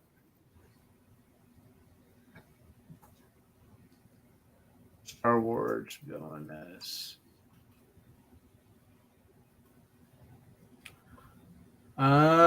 So it's a Sage Ventress. Yeah. Who's that? He's from Clone Wars. She's from Clone Wars. Kylo Ren. No, Rebels. Sorry. Yeah. Rebels. Yeah. Kylo. Well, I thought she was also in Clone Wars, wasn't she? Probably all these names for anything past the original trilogy, all these names blur for me, man. So it's Vader, Ventress, Kylo Ren, Moff Gideon, who's from. Oh yes, man, I know him. And General Grievous. Is that what that white thing is supposed to be? Probably. Probably. Yeah, because he's crouched down and he stands up and all his arms come out. Okay. I didn't buy it because if you're not Darth Vader and that, you're probably like you either have to be Darth Vader or the Emperor. Like if you're not one of those two, it's kind of like whatever. Yeah, what's the point? Yeah. I'll be Kylo Ren and I'll get angry and smash the board. I didn't win. So they've done a so they have done an expansion, and it's Boba Fett. Yes, there you go. Yeah, people buy these games for the expansions because they're going to see there's Boba Fett right there at the top of my screen, and you know they're going to do Jabba, and you know they're going to do they'll do all of those guys. Steve, Emperor. did your R2 dice figure? I don't know. I could not be reached. I'm not. Yeah. So no, the reason why is I kept them in the plastic. I didn't use them much. I used them once or twice, and I'm like, no, I just get nervous of like using them because the funny thing is that it took him a while to spit out that frigging number to me. Like he had to go, like you heard the sound effects and that. It's just easier to roll the dice, so I didn't use them too much. He wasn't tacky the last time I checked, to be honest with you. It could not be reached, but I have to double check now. But no, he was fine. No Maul yet, no. Maul. They'll bring them all out. These things are pretty. The thing is, it's like if we had known that there was going to be all these editions, it's like we would have just waited to get like Star Wars or Marvel because it's like now it's like who wants to be like it's like the Disney one isn't as pumped up. I mean, it was an awesome game, but now you're like, well, now I want to be Thanos or whatever. Yeah. Like the Disney one was cool. Even that is kind of weird sometimes because they just did a new expansion I have to get because the new expansion for Marvel has Doc Ock, Titania, and Kang. Oh, cool. I'll be Kang, and then I'll get canceled, and you'll have to change me. I'll have to change the. I'll be Kang, and then you'll have to replace me because I'll get canceled, and then you'll have to. It wasn't working anyways. Just get a good villain in there, like Doctor Doom or someone. Yeah. Well, Kang is a good villain. They just messed him up. He's like 10 people. Anyway. He's like 100 people. Yeah. Well, Star Wars Villainous actually looks pretty cool. Like I have to see like what all the things are, right? Star Wars Villainous. Of course, it's Darth Vader on the packaging. Of course. Who's that? Oh, that's Moff Gideon. Okay, yeah. And then they're gonna do. Well, I don't know if they're gonna do this. What's his face? Thrawn. Yeah. Thrawn. Oh, Thrawn will be there. Well, they're gonna push Thrawn, I guess, whenever they make other stuff. They keep hinting at it, right? So. Yeah. So, did you know that when Return of the Jedi, like, did you know about like that Han Solo was supposed to die?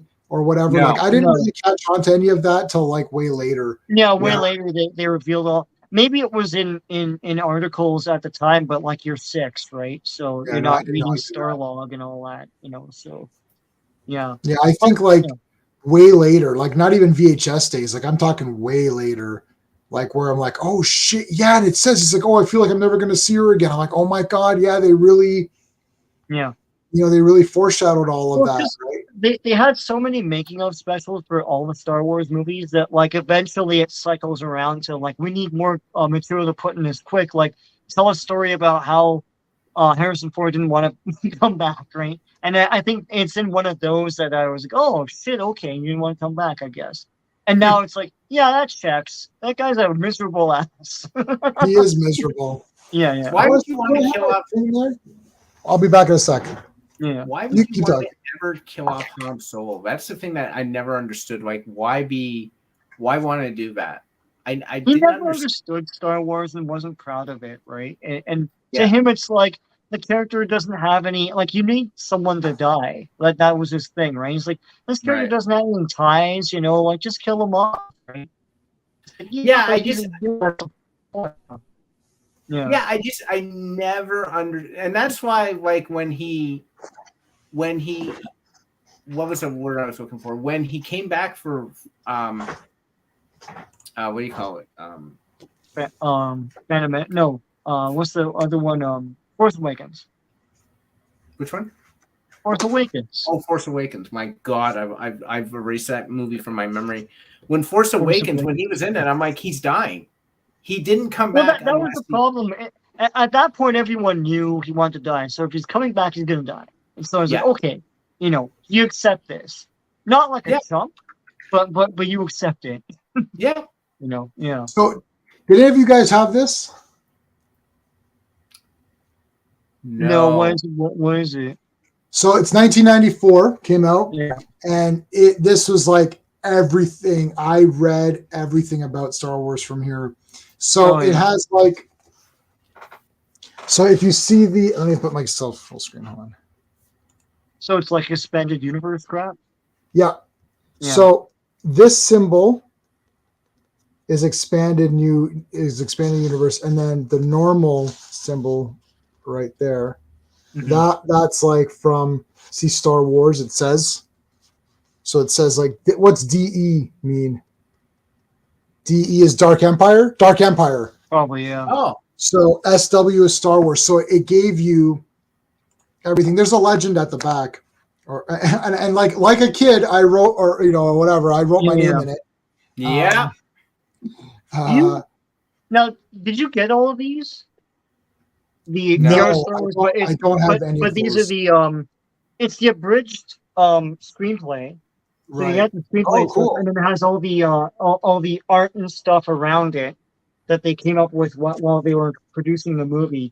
I have Star Wars and I don't know if I have Empire, but I have Star Wars and I have Return of the Jedi, and it's pretty interesting to read the script for this. Like they try to write all the Ewok dialogue, and then they're like, okay, well, we have to convey it somehow, in another language and stuff.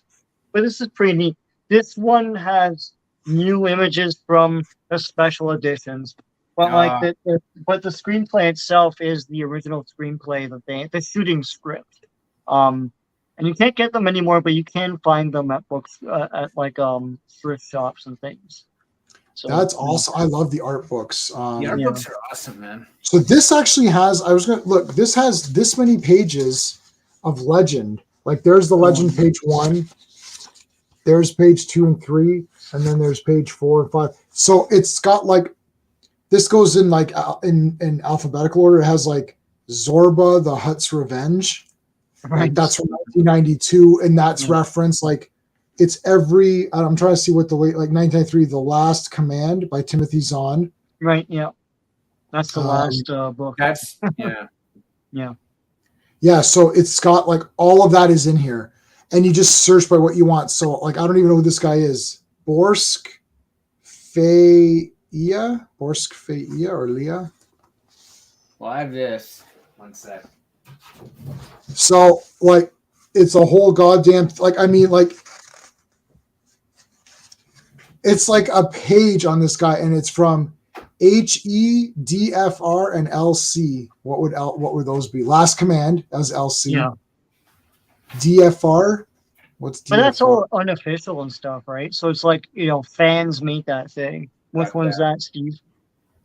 Character Encyclopedia. Oh, cool. DK. Oh, I've seen those. Yeah. The thing nowadays, I mean, you have to be a super fan, because a lot of this stuff, like what you're holding in your hand, J-Man, is all legends now. And none of it counts. Yeah.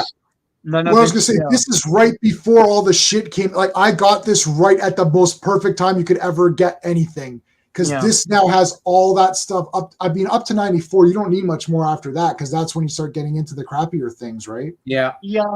Well, I'm surprised Dark Empire's in there. Yeah, I thought that was after 94, but I'm pretty sure D is Dark Empire. Shadows of the Empire. I don't know what Shadows of the Empire is.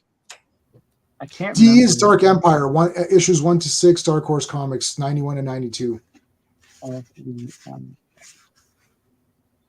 Ooh, look at this. Oh, this is neat. I forgot Shadows of about the all this. Empire is after that, so that's unfortunate. But Shadows. Let me see if it's yeah. here.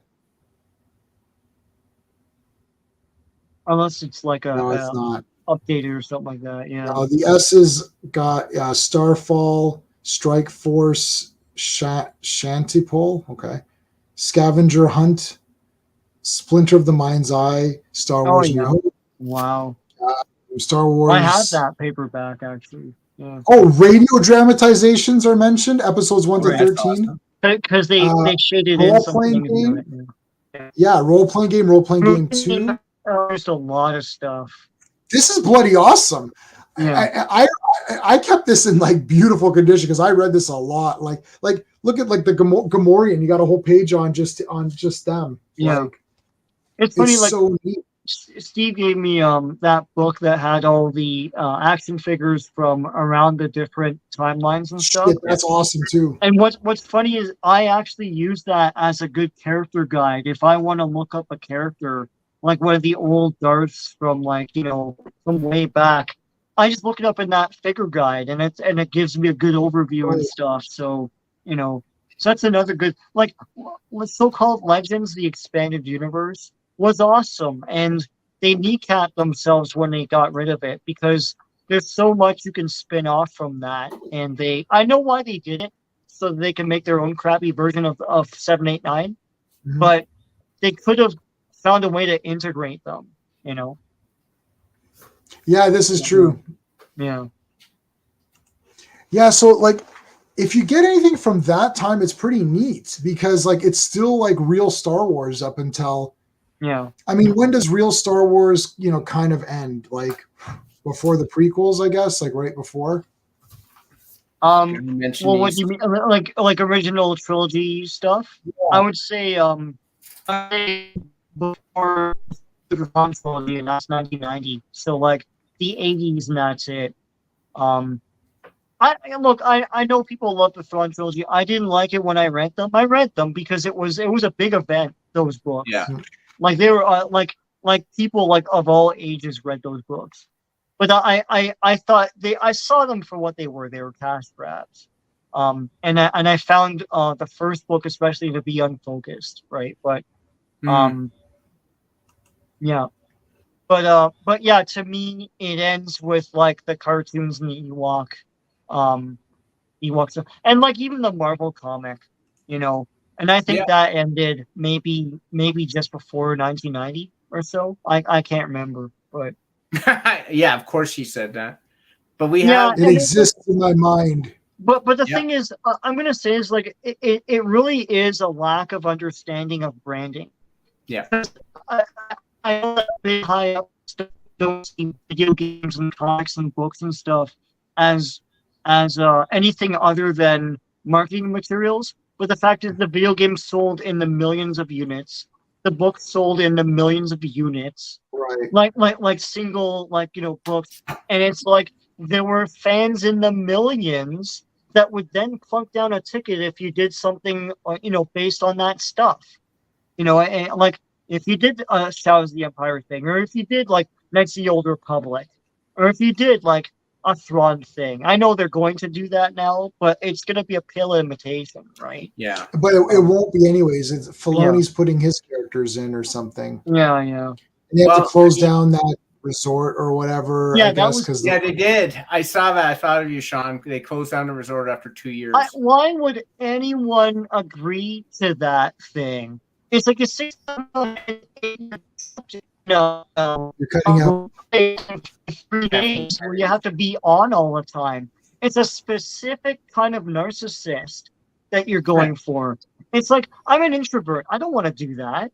And I love Star Wars. And the other thing about branding, they never Kathleen Kennedy, the rumor was that they jettisoned all of the Imagineers and said, Imagineers, you're not in charge of this project.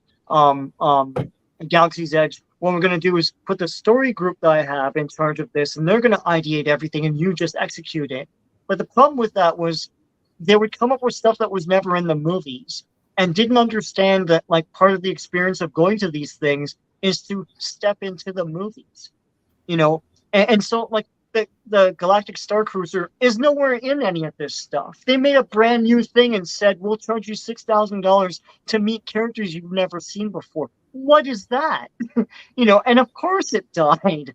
Well, of course it did. Like, I was talking about this with my family on the long weekend, and it's like, and they don't know anything. My cousin knows nothing. Yeah. We grew up together, and she knows nothing. It's really bad. Yeah. But I said, there's not really a Luke Skywalker running around, and literally her like, and my cousin-in-law, it's whatever. He's like, what? There's no Luke. He's like, he goes, but that is Star Wars. And my cousin's like, I know. She's like, I'll name you every Star Wars character I know. I'm like, oh, this will be good.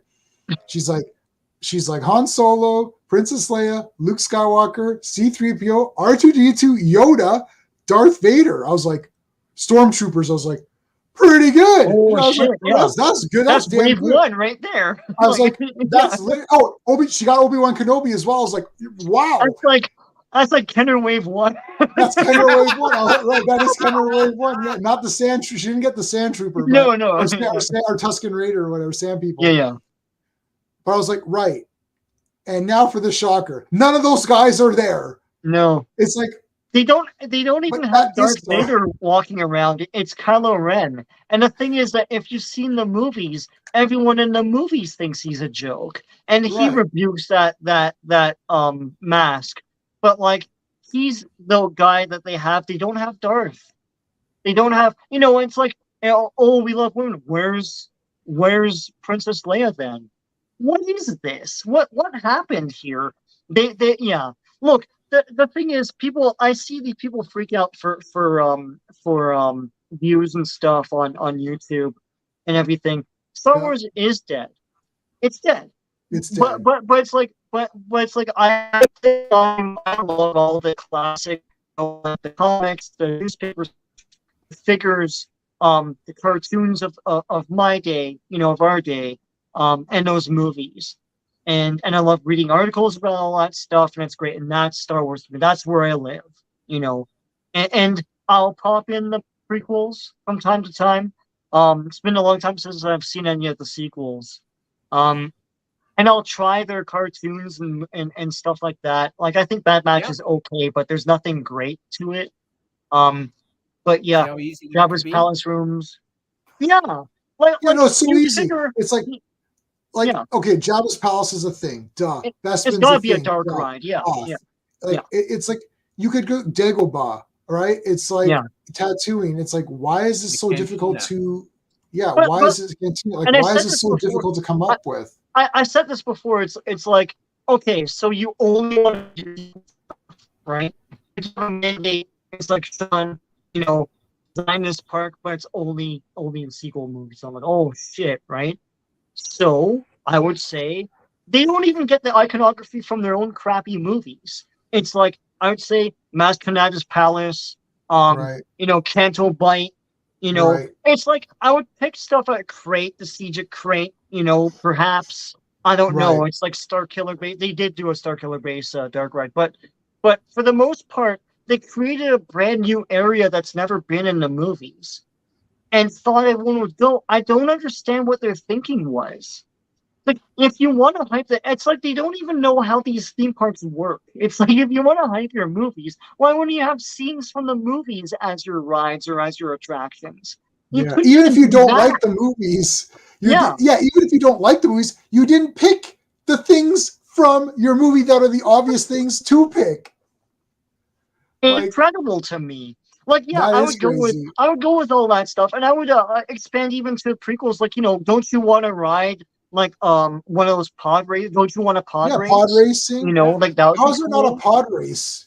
Yeah, goddamn. It's we're not the biggest fans of the prequels, but why the hell is there not a pod race? When they made the video games, the first video game that came out for that movie was just a straight pod race game. It's like that they knew that was the thing, right? Because racing games, it's like look at when Tron. We watched Tron a couple of weeks ago, both Tron movies. Yeah, and you're like, what were the first arcade games? Like Light Cycles, right? Yeah. Duh. Like Light Cycles, so, yeah. right, And then so, there's Disc of Tron. and Yeah. disc, and of course, Yeah. right, because throwing the discs was cool. This is like this is Disney's thought process. Oh, why don't we have a boardroom where there's computers? Yeah. Like, okay, no. What about the Light Cycles? A light cycle ride? Why? Nah. It's like that's We don't what want to everyone have wants. fun here. People don't want to pay to have fun. They want to go to boardrooms because that's what they do in their day job. They want to do it on vacation. They're not fans. Look, how do we know that they're not fans? Because there is no cantina. Yep. Because there's no I race. thought that was the obvious thing. You walk into the cantina and you have a blue beer with some freaking alien. Like, look, and you Star couldn't Trek even Hilton. do that. You You had one job. Yeah. That was And that was Robert Vaughn in Superman 3. He's like, I ask you to do one simple thing. You can't even kill Superman. Drop the phone. Yeah, he's like, he's so disgusted. Awesome. Yeah, no, but they're not fans. Yeah, that's the like. It's like, well, what evidence do you have? The theme park, because if you're a fan, you would ask, what do you want? Like when they did a Star Trek Hilton, they didn't do a next gen one or whatever. They did a Star Trek Hilton, and what did they do? They're like, well, you have to be on the Enterprise, so that's one of the rides. Right? It's like you have to fight the Borg, because whatever you say, the Borg is huge and immensely popular and visually pretty cool. Yeah. Right? It's like, well, there's going to be a bar. Well, it's going to be Quark's bar. Yeah, right? Because that's the only bar there was. Right? And he's so walking around and shit. he's walking around. Yeah. And you're and what are you going to order? Romulan ale. Like right? It's like it's and then look, what can you buy at the gift shop? Tribbles and the rules of acquisition and like whatever stupid thing that they've ever had is in there. Yeah, right? Yeah. Right. Universal Studios. Yeah. Right? The world of Harry Potter. They have Hogwarts. Yeah. You go, and then you can go that alley and you buy a wand. Yeah. Well, and they have that special area and you can buy butterbeer and all that. I'm like, right. That's what you would want to do if you're going to a Harry Potter attraction. You can buy those stupid candies that have weird flavors, like and the chocolate frogs and whatnot. Right? Like it's like I don't. That's when they made it. It's like Super Nintendo is one of my favorite systems of all time, and I script insane for that thing, and I can't believe after all the systems they named their theme park Super Nintendo World, because they fucking know that's going to tug at everyone's heartstrings. And how many systems have they made? And they're like, you know what? We're going to go back to like this thing. Well, they didn't call it Wii World. No. Yeah, they didn't call it like Switch World or something. Yeah, Switch World. Like, a GameCube or Cube World, or 64 or whatever. It's like, just call it Nintendo. Like, what are you talking about? Like, I don't. Oh God, I don't get it. And they aren't fans, and none of I don't, and that's why even with like the newer stuff, it's like the people making them don't care, because if I had unlimited budget, which they kind of do, if I have unlimited budget, then I'm going to do a lot of cool stuff with the Star Wars characters. You might have to rein me in. It might get too crazy. I'd be like, why don't we do this? And it's like, okay, hold on a second. You got, remember, we still need a story. It's like that's what happened with George in the prequels, but like. Yeah. But he was a visualist. Like, listen, he ruined Star Wars. It's true. But like, long before these Disney guys. But he like, if you're like, oh, let's make a crystalline planet and it's like different colors, and let's make a planet with like there's bubble people. Like he was trying to do new, cool, weird things, and that's what. And these guys can't even do that. I love at the towards the end of The Last Jedi, where they go to that planet and it kind of looks like Hothka's white, and the one guy licks the thing and he literally turns to the camera and he goes, "It's salt." And like just to show you that it's a little different, it was like But every shot show a little improvement to show it won't take too long. That's called a montage. I don't know why the montage giving Yeah. do something a little bit different. Yeah. It's like You're sure 25. take too long. Oh man, but yeah. So back to Jedi. Yeah, I think now. So let's look at the poll. Let's see where we're at here. So we're at it's still the same. So 58-42. So we haven't. I think it was the same amount that we've had from before. I love that too. With Empire and well, with all three of those movies, they did the 70s thing of showing three different locations to make it seem more epic. Because at the end of Return of the Jedi, you think back through the movie, it's like, wow, I went on this big journey. We're on Tatooine. We went into Jabba's palace. Then we're in space. We have to go to like Endor, and then we have to fight. We have to fight that giant, like the Death Star 2 and everything. And there's like going through those tunnels. It's like there's a lot of cool stuff to show. It's like Empire is like, the Hoth and freaking Bespin and Dagobah. Yeah, it's the kind of thing they don't really do anymore because it's too unfocused now with these weird plots that they have. I like the plotting of all three of those movies. Well, yeah, with Jedi, it's clearly a recap of Luke's journey, because the first scene is in Tatooine where he was born, and he says, like, I grew up here. Yeah, there's nothing to see. Mm-hmm. And then the next scene is him in Dagobah. Like, that's the next big sequence. So it's literally his progression to becoming a Jedi. Yeah. And then greatest hits. I was going to say Mark Hamill's performance in all three movies. Sorry, Steve, but in all three movies really shows that progression. Like, and that's the thing. People always look at that first one and say like Mark Hamill can't act, but he's acting annoying on purpose. Like he didn't act like that in real life, right? He's an immature kid, right? And then in the second one, he's learning, and then he makes a big mistake, like he rushes and makes a big mistake. And in the third one, he's poised. Like when he walks into Jabba's palace, he's a man in that scene, and it's great because not a lot of movies were showing that through sequels. You're showing Jabba? Yeah, I have a Jabba the Hutt tiki mug with a little Snoodles shot. Oh yeah. Thing. It's huge. It's over. It's nobody ever sees it because it's like behind over there. Yeah. The hell? This is Jabba's. This is what he looks like now. He's all withered away. Oh, this is terrible. Oh God. Yeah, it's awful. Oh, that's go up. Deluxe. Not that one beside it. Oh, this is enormous.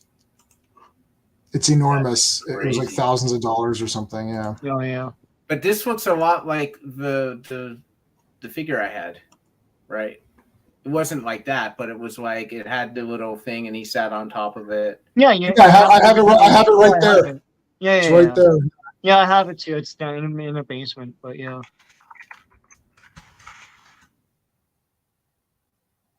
Yeah. Yeah, that chimney and everything always breaks. I have it. And I remember we went to a toy store. Some guy was just selling chimney set, like for the little like yeah.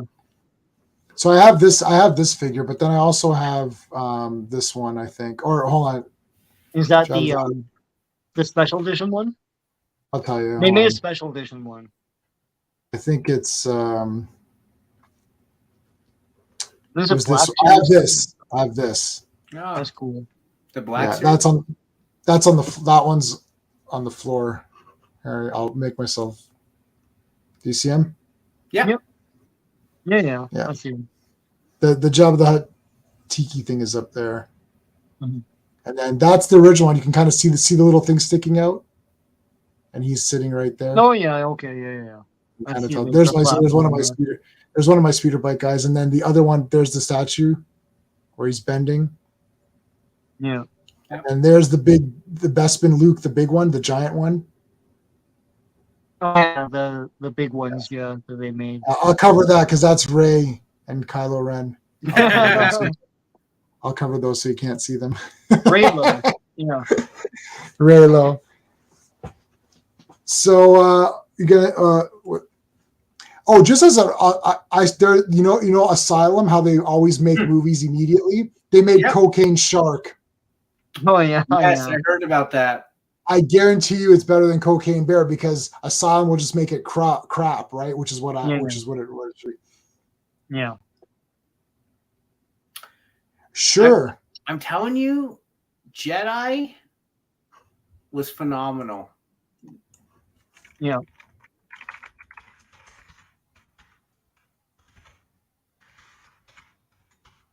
There's that.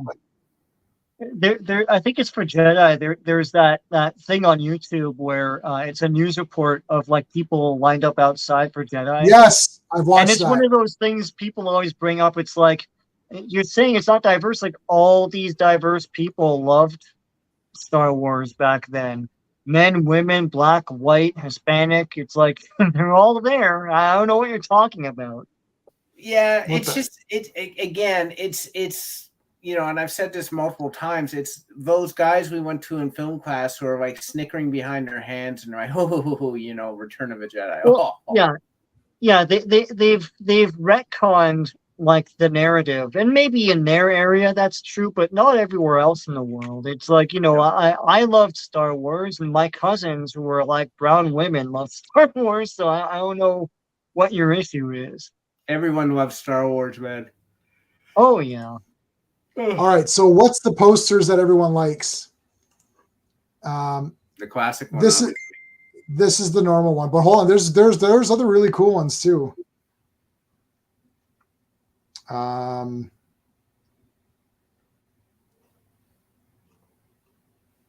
Like this is the one that everyone knows, like where it says Return of the Jedi. But hold on, there's other ones.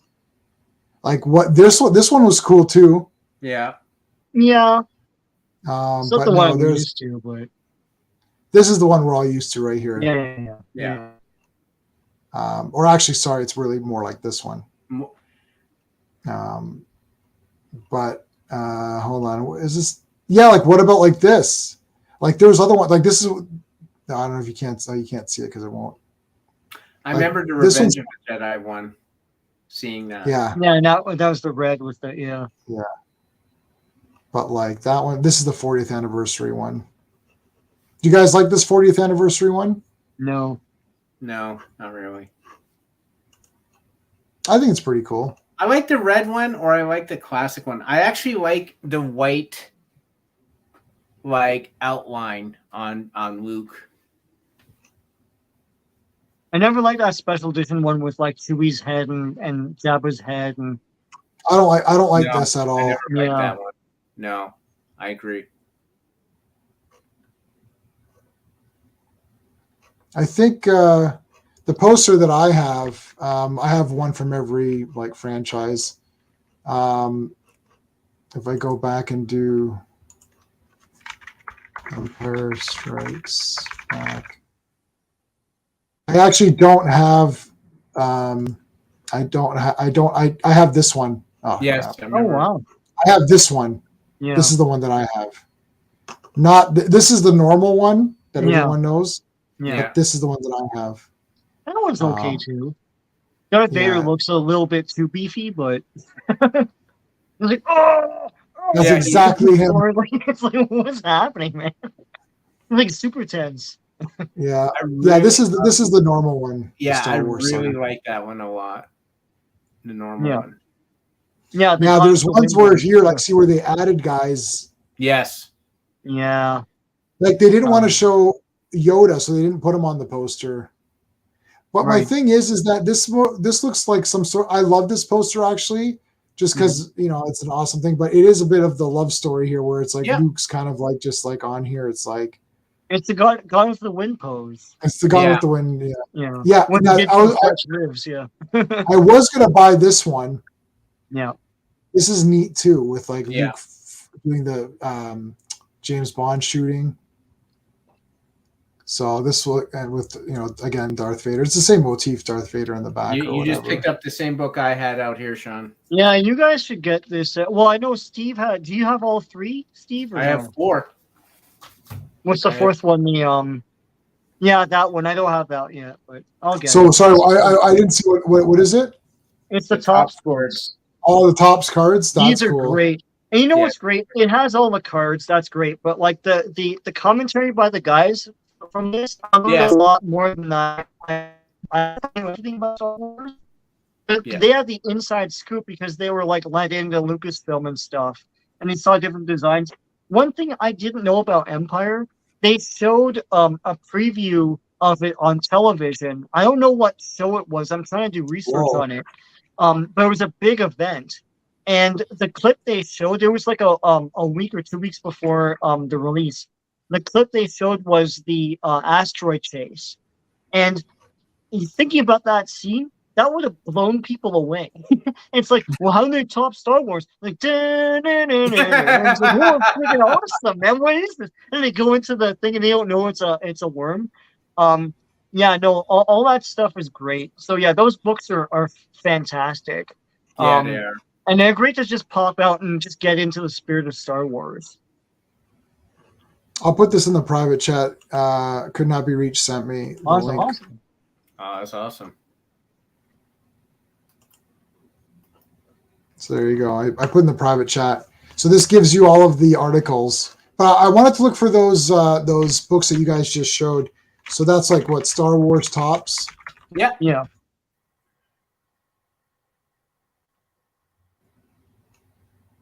Okay, I see. Yeah, they're all here. Well, how many are there? Yeah. There's 4 books. There's 4. The fourth one is Universe, Star Wars Universe or something. Star Wars. You have them there?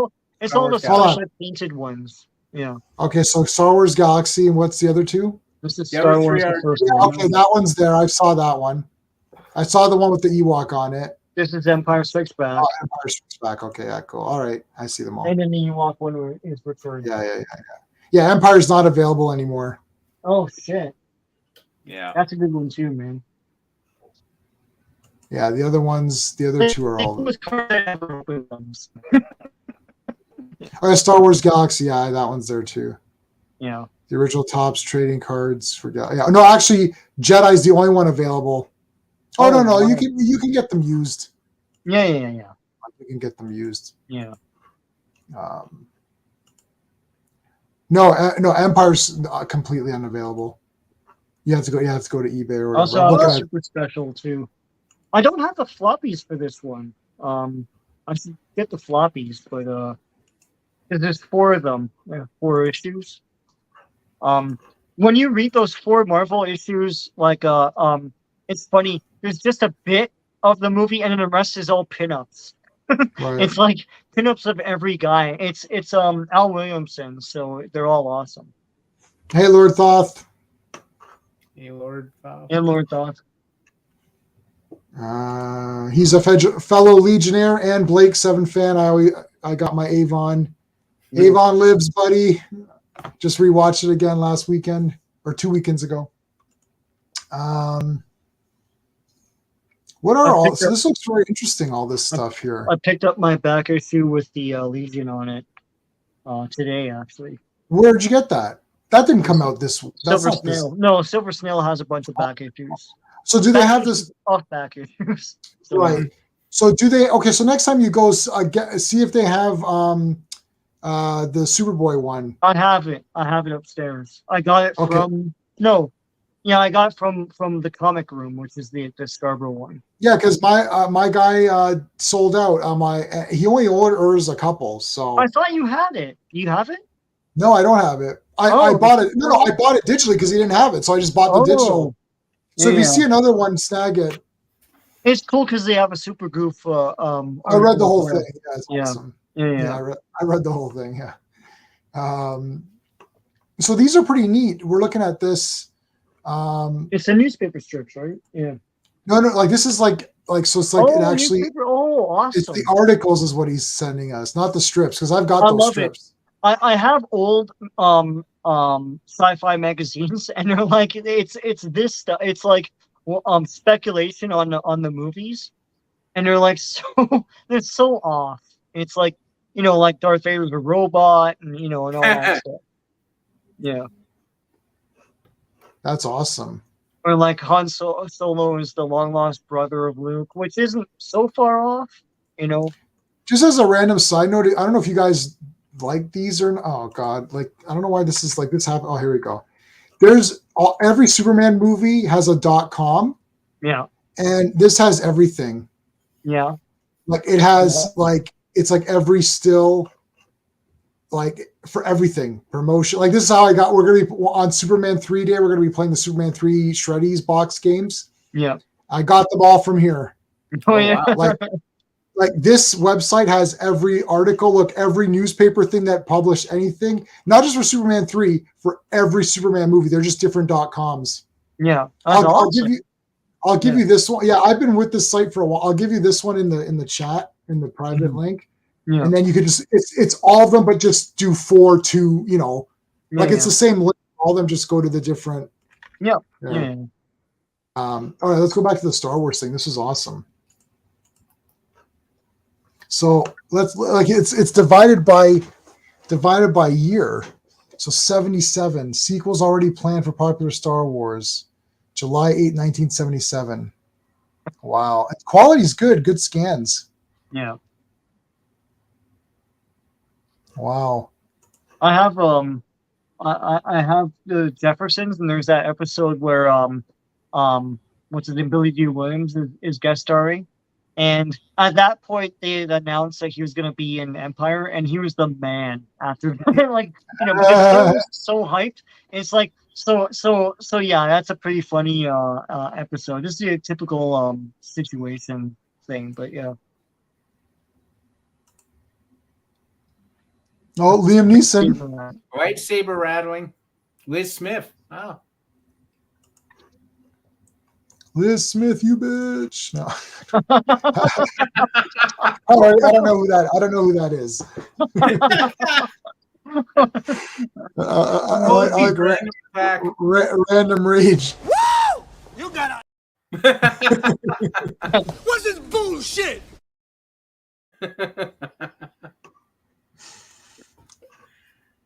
This is really neat. Use Jesus. Yeah, Jesus. You don't know the Jesus. Well, those Topps books look really neat. I could probably I have the newspaper strips. Actually, Bounty Hunter. Have you ever seen him? Score or whatever? Here he is. I like him. Did you like Score, Sean, from the comics or from the strips? Oh yeah. He's awesome, man. They should do something with all of that, Yeah, did they ever put this guy in anything, or is there a toy or anything like that? I don't think so. The only toy I know of it from comics is Jackson. From the classic comics we know. And you have a crappy version of them. Hey, who's this? That's not a Jedi guy, is it? Yeah, this is the real guy right here. I thought that was his name. Yeah, Score. Score, yeah, that's him with the thing on his eye. Yeah, I like this guy, man. I thought he's pretty badass. They should do like vintage figures of these guys. Like, why don't they do that as your? You know how they do these re-release. Yeah. Whatever. But even that live action would be 12 times or 100 times more imaginative than a lot of the villains they come up with now. Like, Reva's just a person. She's walking around. It's like, okay, who are you? Like, you're not even visually interesting. God, if you want any Reva figure, you can get it right now at my toy store. Yeah. They have 5,000 copies of that figure. They're done in the vintage style, but that's still not enough for me to like pull the trigger on. And it's like, I don't care. Oh my god, yeah, I cannot stand that character. This is the retro collection. Yeah. Every time I see her, I actually want to punch something. Yeah, this is actually making me rage. I'm gonna go back to score. This guy's awesome. Now too, and it's like, and they're done in that style. But I'm like, I can't even get past episode 1. I know it's great. I know everyone loves it, but it's not Star Wars to me. Which one? Sorry. Andor. Oh, Andor. Oh, so okay. Did anyone finish that? Okay, I have a friend. Okay, no, hold on. I have a friend, who's the artist on my comic or whatever. Yeah. He said the first like 5 were brutal, but then he goes, then it got super awesome. I was like, really? And he's like, yeah. And he does not do any kind of shtick. He doesn't do anything like he doesn't like anything. He's like, he didn't like any of the, he didn't like Obi-Wan. He didn't like any of those other ones. He likes the first 2 Mandalorians. He doesn't like season 3 Mandalorian. Yeah. He's like, did you watch Andor? I was like, no, I watched the first like 3, and I was like, nah. And he's like, he goes, man, the first like 4 or 5 weren't so good, but then the rest of it was really good. I was like, are you sure? Because he's like, no, it's really boring. He goes, it was so boring in the beginning. He goes, but then it really got good. I'm like, man, like if I go through this and it's bad, I'm gonna be like really. The thing is, I'll be the judge. It's like, listen, like to me, some of this sounds like Stockholm syndrome, in that they watched like 3 or 4 bad episodes. They saw it, and then to them it got good. And I don't know, man. I feel like it didn't get good. I feel like if I got a little bit good, like this is amazing. Oh my god! After all the shit they just went through, so I don't know. I'll try and watch it one day. God damn, I don't want to do it to myself. I got Shaw Brothers waiting. It's like I don't know what do I have to watch Andor for? You know, dude, I'm rewatching the classic Transformers. So tomorrow, guys, 7:30 p.m. Eastern, where Sean and I are doing Transformers Transformers season 1, episode 1, 2, and 3. That's tomorrow night. So I've been rewatching that. I'm making my notes. And whatever. And I'm almost done. So I'm redoing that. I'm halfway through volume 2 of the Transformers manga. Yeah. And I'm what else am I reading? I'm doing my Superboys, plus I'm doing my Legion talk. So it's like I don't have time. I've actually been watching American Crime Story. I don't talk about it because it's not really a geek thing, but I'm halfway through season 3 of that. I can take a chance on Andor, but man, I'll be really upset. Like, the problem is that, oh man, just get through the first 5 and you'll be good. But I'm like, I don't want to get through the first 5. Can I start at 6? Well, why can't they make a good show? Well, that's shit for 3 episodes. It's like, what are they doing? Why is the first 5 episodes got to be shit? And then it's like, oh, don't worry. Yeah. We'll reward you for that shit. With this other stuff, it's like, everyone's talking like this is a good job, or this is normal. It's like, no, it's not. This shouldn't be. Make a good freaking show, man. What the hell's wrong with you? Yeah. These days, what these guys don't understand is, so the hook, everyone knows what the hook is, right? Yes, the hook. Yeah. The hook gets smaller and smaller the more shows come out, because I got variety now. Right. Yeah. Yes. I heard about that. I heard about that.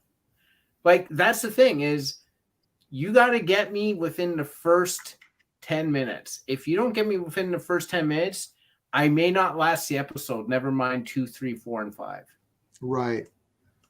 That's just what's happening. There's too much. There's too much to watch. I'm missing more than half of what I should or I want to watch. I'm not going to spend time just to get the episode 6 and it's good. Like I'm not. I can't.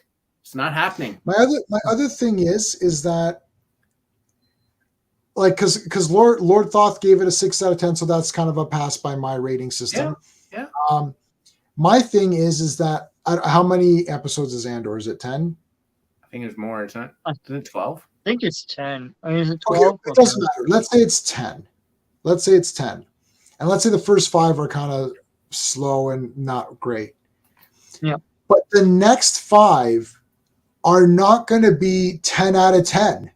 Mm-hmm. Yeah. Right? So yeah.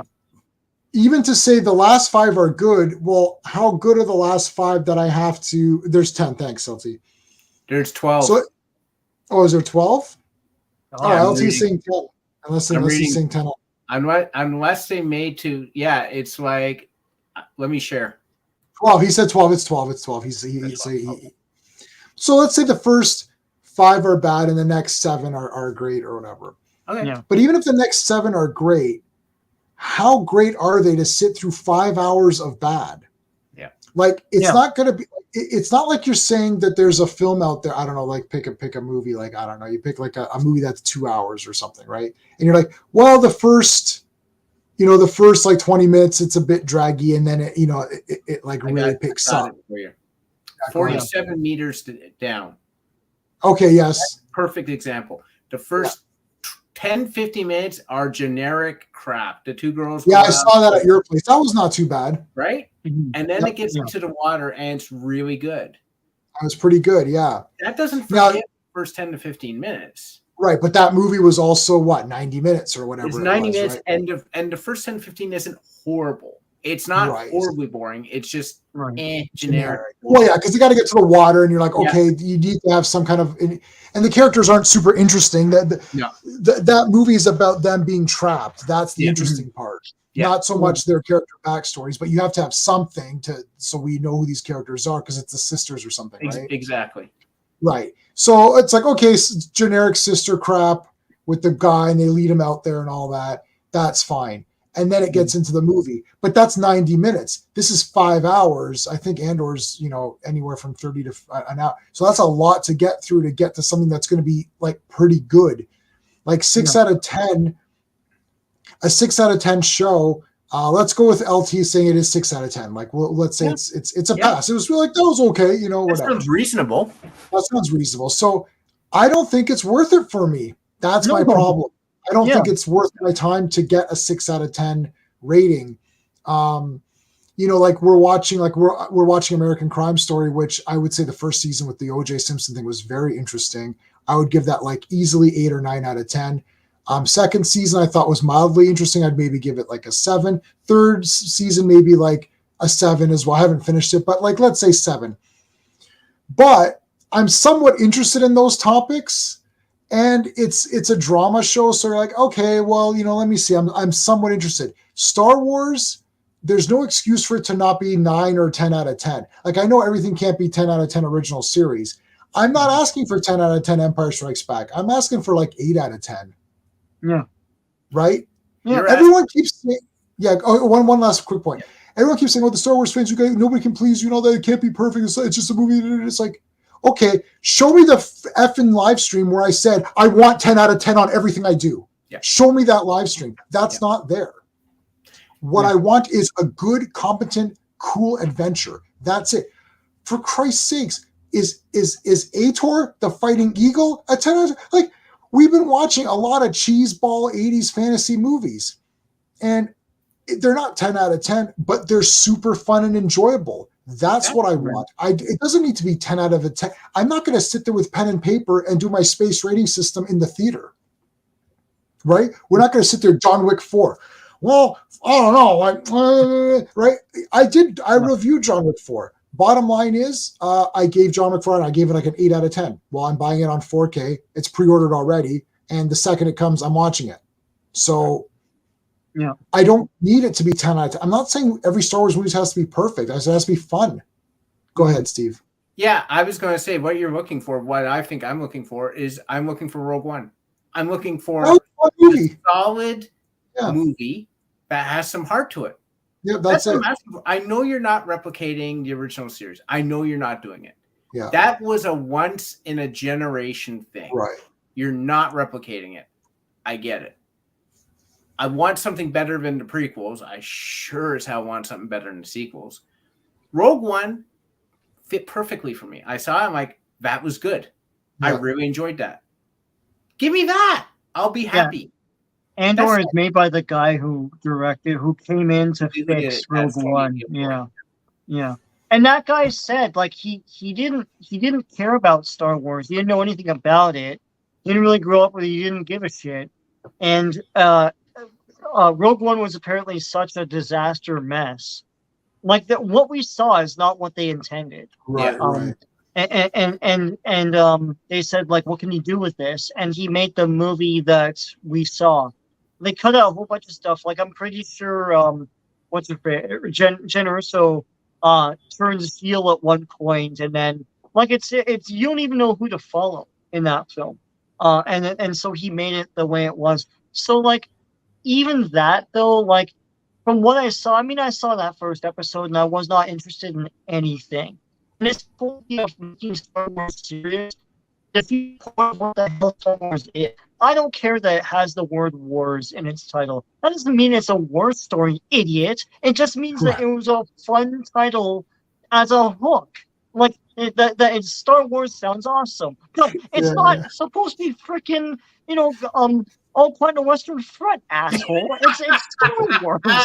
Jesus Christ. Like anyway. Look, it's supposed to be.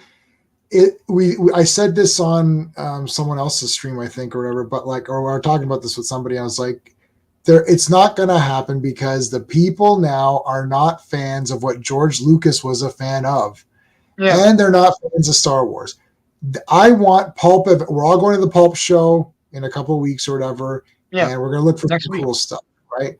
Everyone's got their, like Steve's got his books that he likes. Sean, you got yours. I got mine. We all have our stuff, and we're like, yeah, this is cool, fun adventures. We like Indiana Jones, that kind of pulp stuff. It's like, right, that's what Star Wars is. And it's called Star Wars because that's a cool title. Let me pull the rug from under. It's just a cool title. That's it. I don't think there's a lot of deep thought process. The guy's like, it's in space. I'm gonna have the Empire. How about Star Wars? Fucking beautiful. Call it that. All right. That's it. There's these people thinking that there's like this big thought process going on.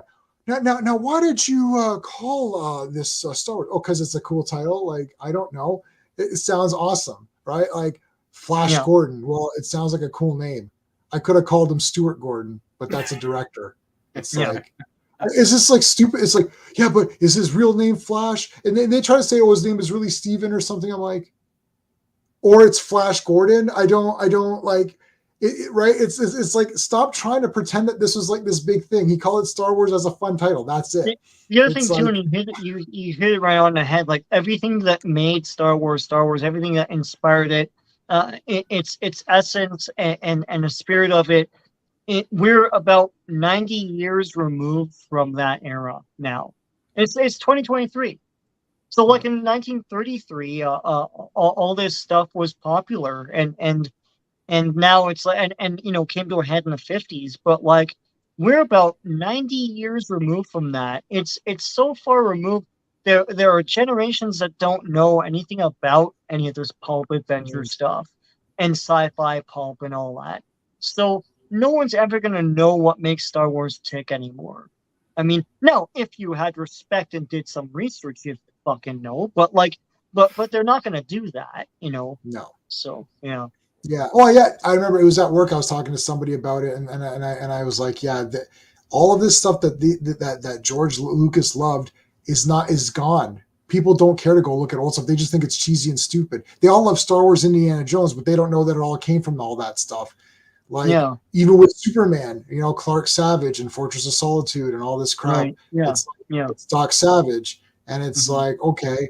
So, I mean, I don't think anyone's angry over that. It's like, I don't think, people, it's not like they're like, oh, this is just Buck Rogers and Flash Gordon. Like, what the shit? It's like, well, he liked that stuff. So he put his spin on it. That's it. And he added a lot of the Asian, like influence, like a Kurosawa influences and all that. So it's like, okay, that's cool. He made something kind of neat out of all. He made something really cool out of all that. Yeah. But the other thing is like, it's not even that. If you're going to do Star Wars and you're like, let's take this concept of Star Wars, but let's update it to what I like now. It's like, okay, but nobody likes anything now. There is nothing to like now. It's not like there's a kid now. Let's say there's someone who's in their 30s right now who's a filmmaker. What did they like 25 years ago? That was the 90s. So you would think that Star Wars would look like a 90s thing because that's what they liked. Yeah. But they don't like anything because these guys don't have a passion for anything. They're not actually nerds. I think that Call Me Chato or whatever was the best, that video, that 10-minute super famous video that he just did. that now. was great. Yeah. Oh my He god. basically I says go like, back we're to not, it every so often. Yeah. Yeah. oh, I've watched that like 17 times. Yeah. It's like, you're not nerds. It's like, you don't care about any of this stuff. And you know, do we have any evidence? Sure. We're watching the thing that you made, and I can tell that you don't care. And occasionally you'll get someone who doesn't care but is a competent filmmaker, and then makes a pass. Yeah. You know, you're watching, you're like, yeah, okay, that was all right. You give it a pass because you're like, this guy's a good filmmaker, but you could tell that he's not a nerd for this kind of stuff, right? Yeah. Then you got people who lie, like your Kevin Smiths and your JJs and these lying pieces of trash who pretend they're fans, but they don't give a shit about anything. For evidence, we have their products. And so it's like, right, you don't care. So if you were pumped, it's like that. What was that Lightyear, Buzz Lightyear? I didn't watch that movie yet, but it was supposed to be the movie that the little kid watched in Toy Story. Yeah. You're like, right, well, but that movie would be like a 90s off the wall kind of crazy action movie where anything could happen. Buzz Lightyear's fighting all these weird aliens, shooting the crap out of everybody, giving a lot of one-liners, right? And that didn't happen in this movie. You're like, but that's not the movie he would have watched. But for you to make that movie, you have to be a fan of those 90s over-the-top, overproduced action movies where it's like everything explodes. Like Demolition Man is the most overproduced movie of all time. It's like everything is like there's not that much explosives that can happen. Like, right? Well, Lost in Space is like way too busy. It's like what? Why? It's like what? Like Lost in Space isn't supposed to be this freaking convoluted and complex with all these time warps. And like, why are all the aliens like mega CGI? What happened? Yeah, well, the robot is like a million different limbs. Go back to the old, way overblown. Yeah, I have that on Blu-ray. Yeah, Black Savage. We're gonna cover that one, but all right, guys. Well, I think we can start wrapping it up. So we all love Jedi. We all thought it was great. Let's take a look at one last time at the poll. Oh shit, it's gone up now. Hold on, we got way more votes. Now it's 40% at 5 out of 5, and we have 47% at 4 out of 5, and then we actually have 7% at 3 out of 5 and 2% at 5. Oh, sorry, 7% at 2 out of 5. Wow. So somebody really did not like Jedi. I bet you that was Clobby. He came on there and gave it a 2. Clobby came in and was like, damn you! Barrowman. Sorry, that's from that's a Doctor Who thing. Yeah. But we're gonna. So I guess we'll end off there. And I did see Chato's second, the other one too. I watched a lot of his. Oh yeah, I know that documentary. I know it. I'm in. So I'm in the guys that did there's the In Search of Last Action Heroes. I'm in Search of Darkness. I'm in all 3 credits for all 3 movies, and my face and I talk in the end credits of In Search of Darkness Part 3. They used my they asked people to submit videos, so I submitted one and I got in. So pretty cool. Sean and I are back tomorrow at 7:30 p.m. Eastern time. We're going to talk about Transformers 1, 2, and 3. The episodes 1, 2, and 3. Let me make sure that's dodge that one. So, and I'm going to give you guys the links. The links to Steve's channel or Steve's books and Sean's channel are in the description, but they're also in the chat I just put. Oh man! So that's tomorrow, and then Monday's Legion of Superheroes. Back to Legion of Superheroes, and Wednesday's wrestling. And Wednesday I'll probably be on Chris's channel before wrestling. I keep getting invited back to that, and people get a kick. I'm like the only one that buys weird comics. Like everyone's showing, I bought Spider-Man, I bought Venom, I'm like, I bought Dawn Attack.